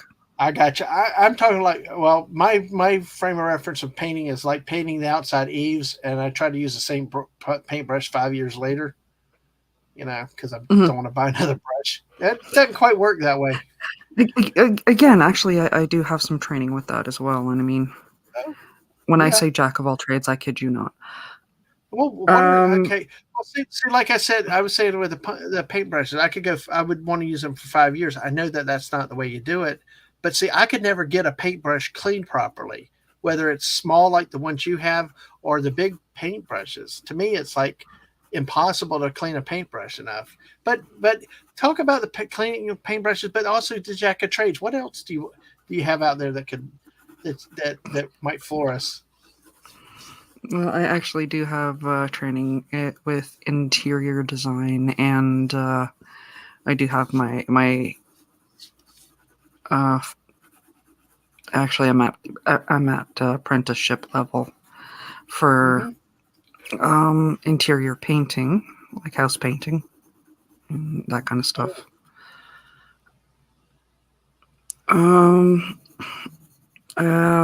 Worked for a long time there in a pet store, actually. And honestly, that was one of my favorite jobs. Because I have a real love for animals. Actually, a lot of the times I like them more than I like people. That's well said. I can understand that at times. Yes, exactly. Your animals usually don't, will stay with you and not be as moody as some people are. Yeah, exactly. Mm-hmm. Let's say, that's absolutely, and they're straightforward with you. When they don't like you, you know it. Exactly. And they're blunt. Yeah. If, yeah. Speaking of that, I'm going to joke to something because I've always joked about how we have a debate around here about what introverts and extroverts are. I keep saying I'm shy. My wife looks at me like, you're definitely extrovert. And because I'm like, well, introvert, and we have this big debate because I joke about her and the kids because it's like they're cats. I live in a house of cats. That she's the queen cat. She goes in there. She'll come around, check on everything, and it's like, okay, fine. Okay, I went, leave me alone. I got the young one that comes out and plays all the time, which is Aang. Then my oldest kid is like the cat that just stays in the corner, like, leave me the hell alone. I'll come out, get my food. Do not look at me. Do not touch it. And I say that with all love and respect. It's just so funny, and they know I joke about them being cats. So, but it's so funny how you see a lot of people in animals, and too, that you can get personalities. I mean, because I love the animals too. They have their own personalities. I can understand why you like that the pet store. Definitely. The customers, though, that's different. So, and Star Poopus said, "Well, okay, Star Poopus is having to head off. You let you bring your pets in? Okay. Night bar. Good night, Star Poopus. Thank you for staying up. So, and Squeaka, I figured was going to say I'm going to just try to learn to draw a stick man first. I am in Squeaka's boat. Do not. That's like I said. I have one character I drew over my whole life, and I called him Mr. Electroshock, and I shared it with y'all once. And it's a stick figure with freaked out hair and eyeballs, but yeah, That's exactly. Fun. Some of us are like that, so yeah. So yeah, Stunning says stick figures can be more valuable than you think. So, and actually, a lot of artists actually start off their drawings with stick figures. Mm-hmm. It's just filling it out from there. But that's how a lot of them get the base pose. Exactly. So, Stunning is more extrovert around people I actually know, like family and stuff. Otherwise, a mysterious introvert. Yeah, I can tell when we play Fortnite. Definitely. Do it. He's like, And love it. that's it. Actually, it's I am actually an introvert myself. Uh-huh. And the main difference between an extrovert and an introvert is the realistically the difference between a solar battery Mm-hmm. versus your standard smartphone, right? Right. Solar Right. battery, you can take that outside, wander around all day, not a problem. Mm-hmm. It's just going to keep going. Right. Where with your standard smartphone, eventually you're going to have to take it back home and plug it back in. Right. And that is the main difference. So the phone you plug in would be the introvert. Yeah. And oh my God, you sound just like my wife, and you put it in a different analogy the same way. You just Because they just need to come home, have some quiet time to and recenter recharge that way. themselves. Yeah. Yeah. Where and she's like, you recharge being around people, and I do, Yeah. and it's I come from a but family of extroverts, and I am an introvert that has to 100%. be hard though too, because I'm sure people look at you because I know I do it to them. I'm like, well, why not you? You know these people. Why not you get out there? And like, you don't understand. It's not. I just want to be left alone, and it's like, Yeah, it's one of those I need personality to hang things. out and charge in my bubble.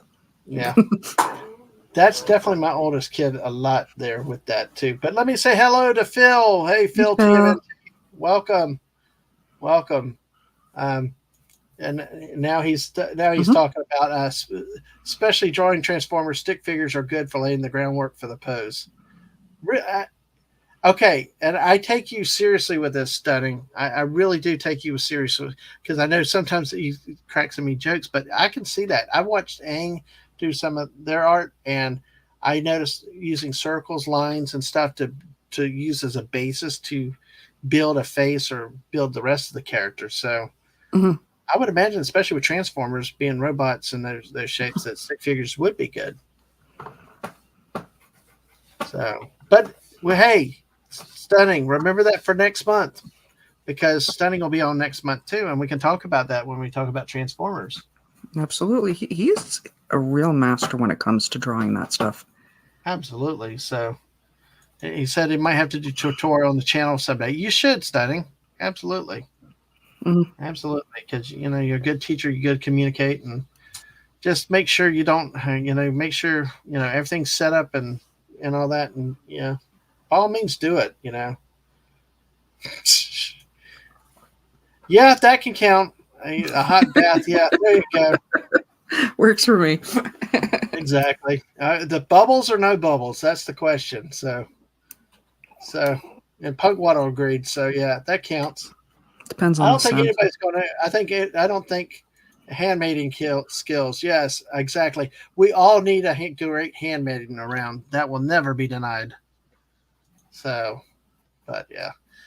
Oh, Mads. Well, I think it has been a great night to talk with you about this stuff, Mads. And Thank you. and really, I think one of the more surprising things that I actually found out about you was the sports angle. You know, oh God, now you got everybody on a hot bath. Gee, look at this. Works for him, Castle. Just be careful, Castle. Make sure you don't start popping yourself over there. The water get too hot. Do you not know me? Balls, of course. Sorry. Yeah. Okay. I'm used to cheese. Okay. Bubbles. Yes. Jess. Hello, Jess. Welcome in. Great to see you tonight. Great to see you, my friend. Good to see you. Bubbles, of course. And Mhm. so, but the sports angle, Matt, is really one of the things that I found really fascinating. That I found surprising. You know, because like I said, most of the people with the art, the arts really don't have that connection to sports. Um, but it's really neat, and I noticed that also it's centered around your relationship with your dad too, Mm. and that's one of the greatest things with sports that I've missed is not having my dad around, Same. and it's taken on a different meaning. I mean, my kids when I were younger, and I could kidnap them. They dressed up and they did everything for me, and all this. But now I'm having to find other adults and people to do so, do sports with, and it's interesting. It's different, you know. because my kids went in different paths, but that's a commonality, whether it's your dad, your uncle, things like that. You get those memories. I remember my uncle, my dad. We went to one of the games and Gators played LSU down in Gainesville many years ago, and those are memories that you have a lifetime. I think around those events. Oh yeah. Like you have with the bat issue. That bat thing was hilarious though. But I can actually still hear it and visually. I have a visual recollection of that night. When my dad, and my uncle down there in Gainesville, walking down that seat, watching plays. The game that night. But I'll share something funny with you if you want a funny story, Mads. Sure. One of my famous sports studies is. My sports stories is with my dad and my uncle again. Florida doesn't usually get very cold, right? Mm-hmm. Well, this was a night that the low got down into single digits. And back in the early 80s, the stadiums were metal bleachers, all metal, open exposed pipes and stuff like that. Mm-hmm. So it was so cold, pipes were freezing, bursting, all that stuff and all that. Well, remember, seats are metal bleachers. My mom, for whatever reason, decided to get my dad and I silk. Oh, no. Silk, very thin, fine, smooth silk, very, very unmanly, pale blue underwear for Christmas. Mm-hmm. I was one of those teenagers that I said, screw it, I ain't wearing that thing. So I didn't. I don't remember how well I dressed that night. I might actually use thermals. And for me, I'm now a shorts guy. It could be 20 degrees outside. I'm wearing shorts. Okay. Mm-hmm. My dad wore just jeans. Always just wore jeans. Well, what he did that night is he wore those stupid underwear and just a pair of jeans. Oh my God. He just kept complaining all night. His ass was cold. Damn, my ass is freezing. Damn, my ass is freezing the whole time. For 3 weeks after the damn football game, my dad was like, my ass is still cold from the other night. I'm like, Dad, why'd you wear those damn underwear then? It was like, it was just hilarious. So we got great memories like that. So, and it'll be coming up next month. Will be our 25th year since he passed. So, it's an interesting year. So, but great memories, and that's one thing I've liked with sports, and that was good. I appreciate you sharing that earlier with the memories and stuff like that. Hey, you never know. I might need to call you on for some sports. You can teach me cooking, and I'll teach you some football. But, try. Hey, never say never. I'm like Han Solo. Never tell me the odds. So, but it's really, really good, and that was fabulous, Mads. So, I don't think I have anything else really to cover, Mads. Is there anything else you would like to talk about? I really, at this point, I think I've got nothing to. Okay, well, it's been a great time for about almost 2 hours, hour and 45 minutes we're going. So, Mads, please tell us about your channel and what you're doing. My channel, like right now, I do a lot of art on my channel. Though, if you take a look, I got playlists for all sorts of things. I've got some comic book stuff. I've got recipes. I've got poetry. Literally, if there's something that you enjoy, I probably have it on my channel. Mm-hmm. and that is 100% not a pull to get my watch hours up. Just saying. But every Saturday morning, I do the morning cafe where I work on a drawing live, and quite often with suggestion from people like Megatron in the chat, which is always helpful and appreciated. Mm-hmm. And most of the time, my microphone actually works. And by the way, Stunning or Squeak or Jess, one of y'all, Castle, can somebody make sure to put Matt's link out in the chat for me? Because the last time I tried to do something last night, I locked up the stream and Whoopa Troopa took over the channel for about 5 minutes. So I can't even say much about that because you know full well That I will. working stuff live is not fun. I'm going to get there. I am going to get there before we end. But yes, I definitely wanted you to toot your own horn because, man, you do great work. And you know, one of the Thank you. things that I really, and let me say hello to Lisa. Hello, Lisa. Good Hey, to see Lisa. you. Good to see you. Um, because I do want to flag a couple comment, not flag. I just do want to. So I do want to make sure. Stunning said, also learning to look at everyday objects or people and breaking them down in your mind into basic 3D shapes and using them as a basis for the pose is valuable brain Absolutely. exercise. Exactly. So I mean, there is a technique where you, I guess, you just sit there and analyze in your brain and visualize and picture what you're doing beforehand. Well, it is one of those things that you do have to learn to do because everything that's around us Mm-hmm. can be broken down into basic shapes. Cone shapes, cylinders. Like I'm looking at my desk right now. I've got a couple jars and stuff on the desk, which are again cylindrical objects, Mm-hmm. which you can just draw a basic cylinder and then round off the bottoms. You've got your jar or Mm-hmm. your mug. Even the hand, which is one of those things that drives every artist crazy. It's a pentagon with a couple cone shapes, Mm-hmm. and it's just learning how to get the positioning of the fingers and all of that. That's the struggle everyone has. Hmm. That is interesting. Yeah, Mhm. I like I say, you know, it's just it's interesting and it sounds so easy, but I know it's got to be hard and difficult. I mean, I know it's a built skill like you and Megatron do, but like for somebody like me, it's like it sounds like it's impossible. But yeah, it's brilliant, and you can actually tell the how you know you pay attention and your attention to detail and really creative to see what you do. And like I said, it amazes me in an hour and a half you created this. Like Stunning the other night on our panel, created several different pieces. Just and it just amazes me and floors me at how great it is. And the comment I want to get back to is what Squeaka said right here.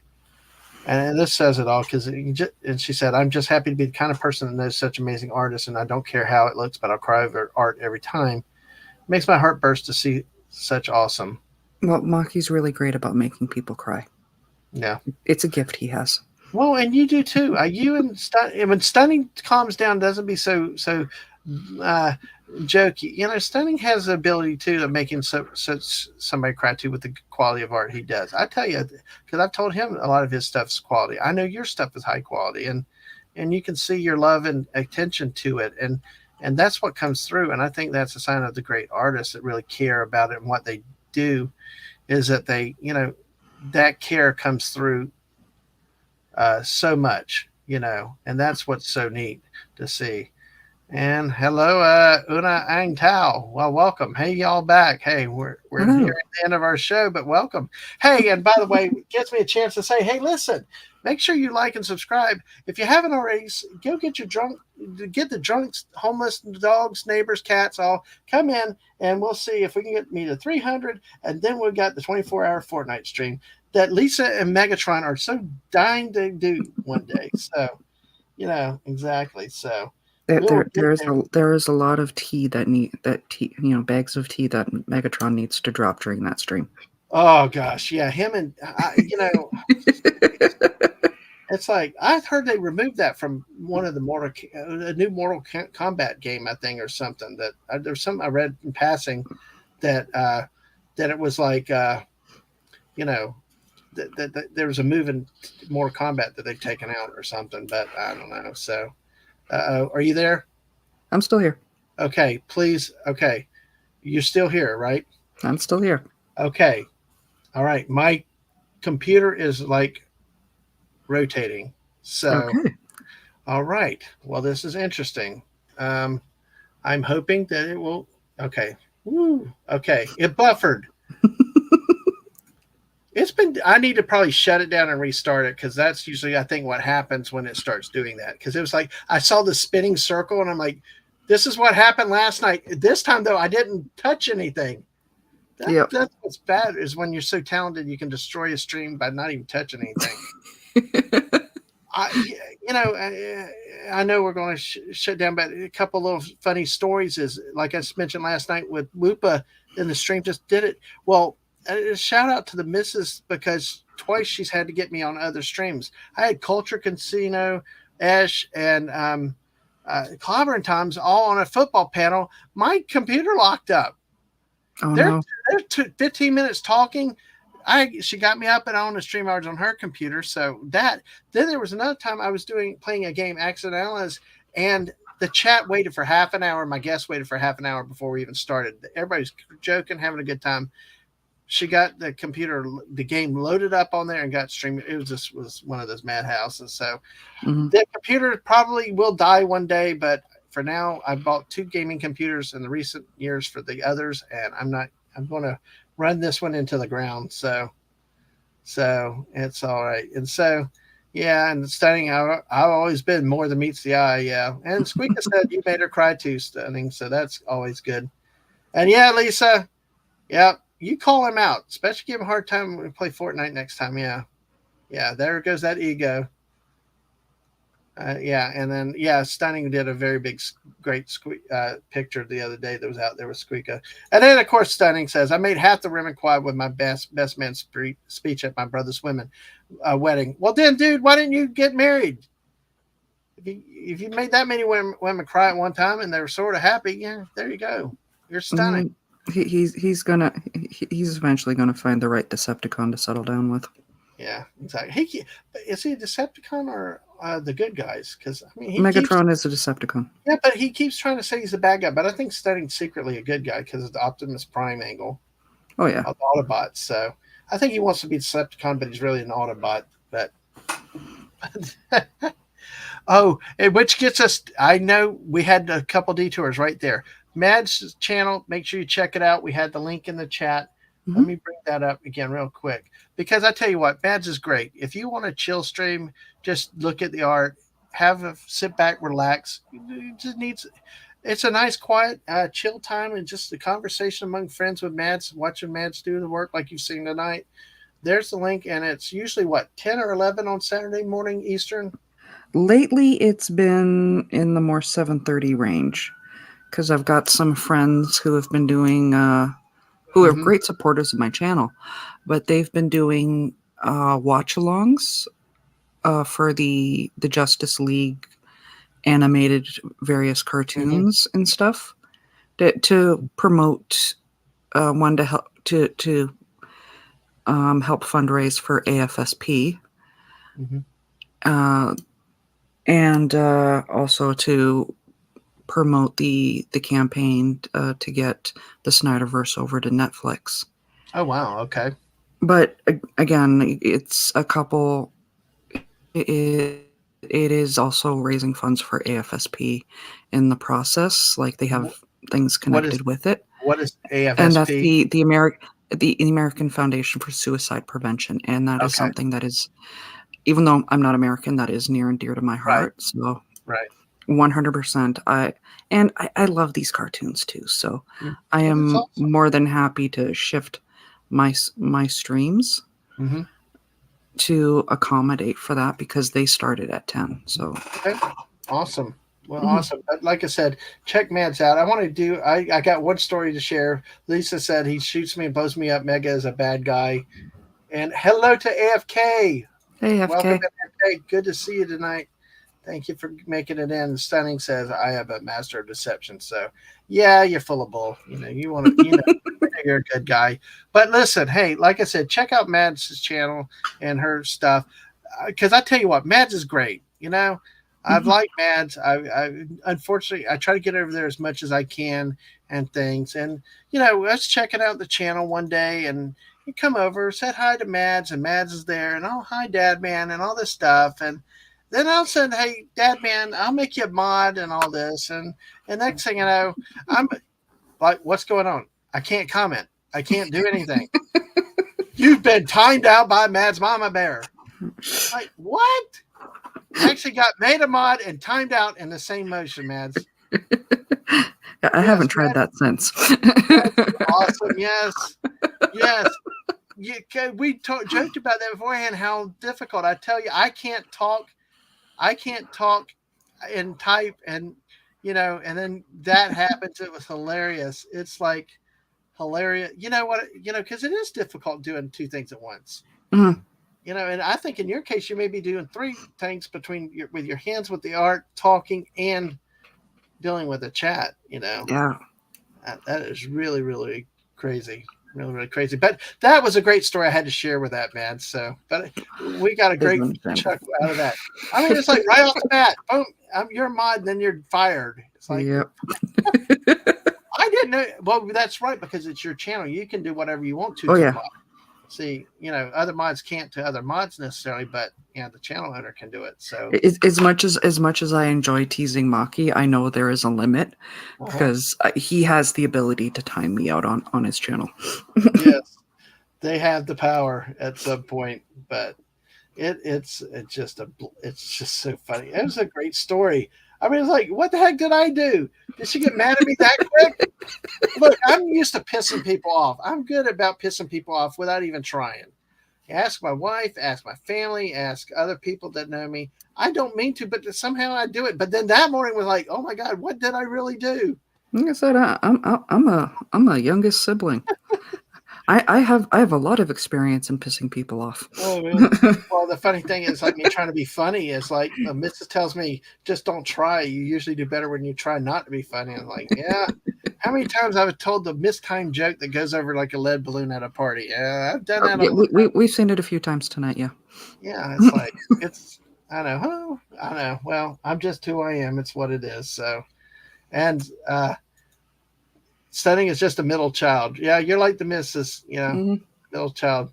Actually, what's so funny was that Mrs. tells a story that her mom wants to say there would be no, if she didn't quit complaining, there would be no middle child. So, oh, that happens a lot. So, well, Mads, I want to thank you. Just a few little things in the chat. Squeaker wants a black arachnia. Stunning says, the more I think about it, I'm basically Beast Boy from Teen Titans all grown up. Yeah, I know you love that character in the shop. We still have 15 people with us. Can you believe that, Mads? No. Thank you, every one of y'all, for being here. And, it's an honor and pleasure to have Mads on. It's an honor and pleasure to have all of you guys still hanging out with us for this long.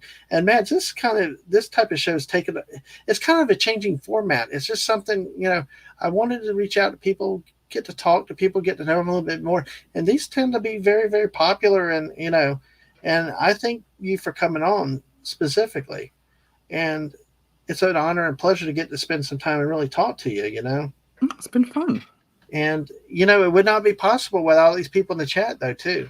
Absolutely. Because without you guys, when you guys are not here, it is a struggle sometimes, what to talk about, what to keep going, whether you're playing a game, even if it's Fortnite or something. But you guys rock. You guys, an active chat is a wonderful thing and helps the streamer, helps confidence. And, we can all have more fun together doing stuff, Mm-hmm. And it's awesome. And you guys rock. So I just want to thank all you guys. Make sure y'all stay with us. Okay, Mads, is there anything else you want to say before I go through my channel rundown? Because there's I think I'm good. Knock yourself out. Absolutely. Okay, folks. Well, here, let's make sure I don't blow anything up again. And let's see, as long as the computer does not go on strike on me. Yes. All right, folks.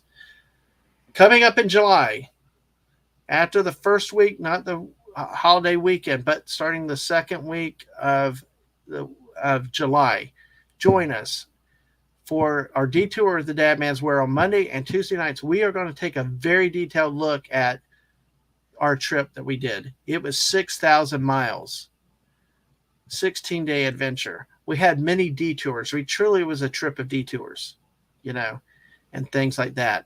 And we hit some things we never expected to see. There was a battlefield in Grand Gulf, Mississippi. I knew about it, but I did not realize it had been developed. With Horseshoe Bend was another battlefield in Alabama, back with Andrew Jackson. We actually detoured and found a train Museum up in Colorado. We found a bakery in Colorado that had something God living special that I wanted to play, but I could not play because we had to get to Denver. And you do not want to miss the show for Denver because that was a nightmare going to Denver. But hey, join us for those. We're going to break it down, look at a lot of stuff in details, come with your questions, look at pictures. We got wildlife, plenty of cute animals and stuff we saw along the way. And it was a great time for just the missus and me. But you know what, Mads, though? People with us on our streams heard the screeching belt. Well, our AC belt was going out on the way back. Oh, no. It made it home and because we needed to get it all changed immediately, but that thing was shot and bald in places. So they fixed it. Mm-hmm. This just went 3 hours and back the other day, come back. It's screeching again. Well, guess what? We need a power steering pump. So, yeah. But hey, it held up for the trip. So, we got back. So join us for this adventures starting in July for 2 Mondays and Tuesdays, and it will stretch into August. Tomorrow night at 8 p.m., I'm having another chill chat with Daisy Blossom Flower Child. If you've not met Daisy, come hang out with us, come chat, and we're just going to converse and talk and have a good time hanging out together. And who knows what comes up? We'll talk about it and have a good time. So join us tomorrow night for that. There may be gaming. Will not be gaming this weekend because of going to see our oldest, but there could be some things on Thursday or Friday night, but I will just preview. We don't have the slides ready, but we already have Monday and Tuesdays in July. On the 9th, on Sunday afternoon, I've got Pat S. coming on to talk some glass collections. On the 16th of July, the great and unique Stunning and Brave Megatron will be on with me 5 o'clock on a Sunday afternoon. So join us for that. And then on Wednesday nights, I got a special game stream on the 12th that I'm holding off on the announcement just a little bit longer, but you will not want to miss that one. And then on the 19th, Eric O'Sullivan, if you follow him on Twitter, chef out of Boston, will come on. We'll have a chilling with in that case. So July is going to be packed, folks. So I think the only nights I have free are Thursday night and Saturday night, probably. So, but hey, it's the wife told me to get a hobby, so getting it. And thank you. As always, follow us there. Get our live streams replays on the YouTube and Twitch at DadmanWalking55. Follow me on Twitter at DadmanWalking55. We all have the same address there, so go get that there. Remember that if we get to 300 subs, we will do a by August 19th. We will do a 24-hour Fortnite stream, and I know at least I have a couple volunteers already for that.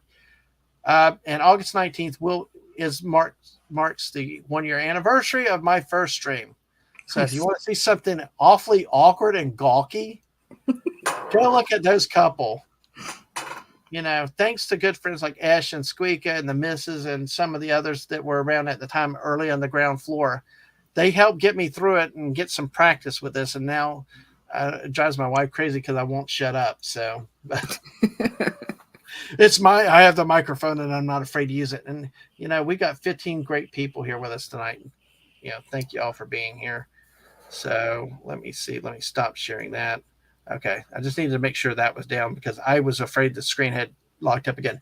Okay. Mads, thank you again. As always, appreciate it. Look forward to seeing you again. And everybody, make sure you go check Mads out. And everybody, love you all, guys. Thank you. Thank you for being here. See you tomorrow night at 8 o'clock again for another chill stream with Daisy Blossom. And until then, take care. Bye, all. Later.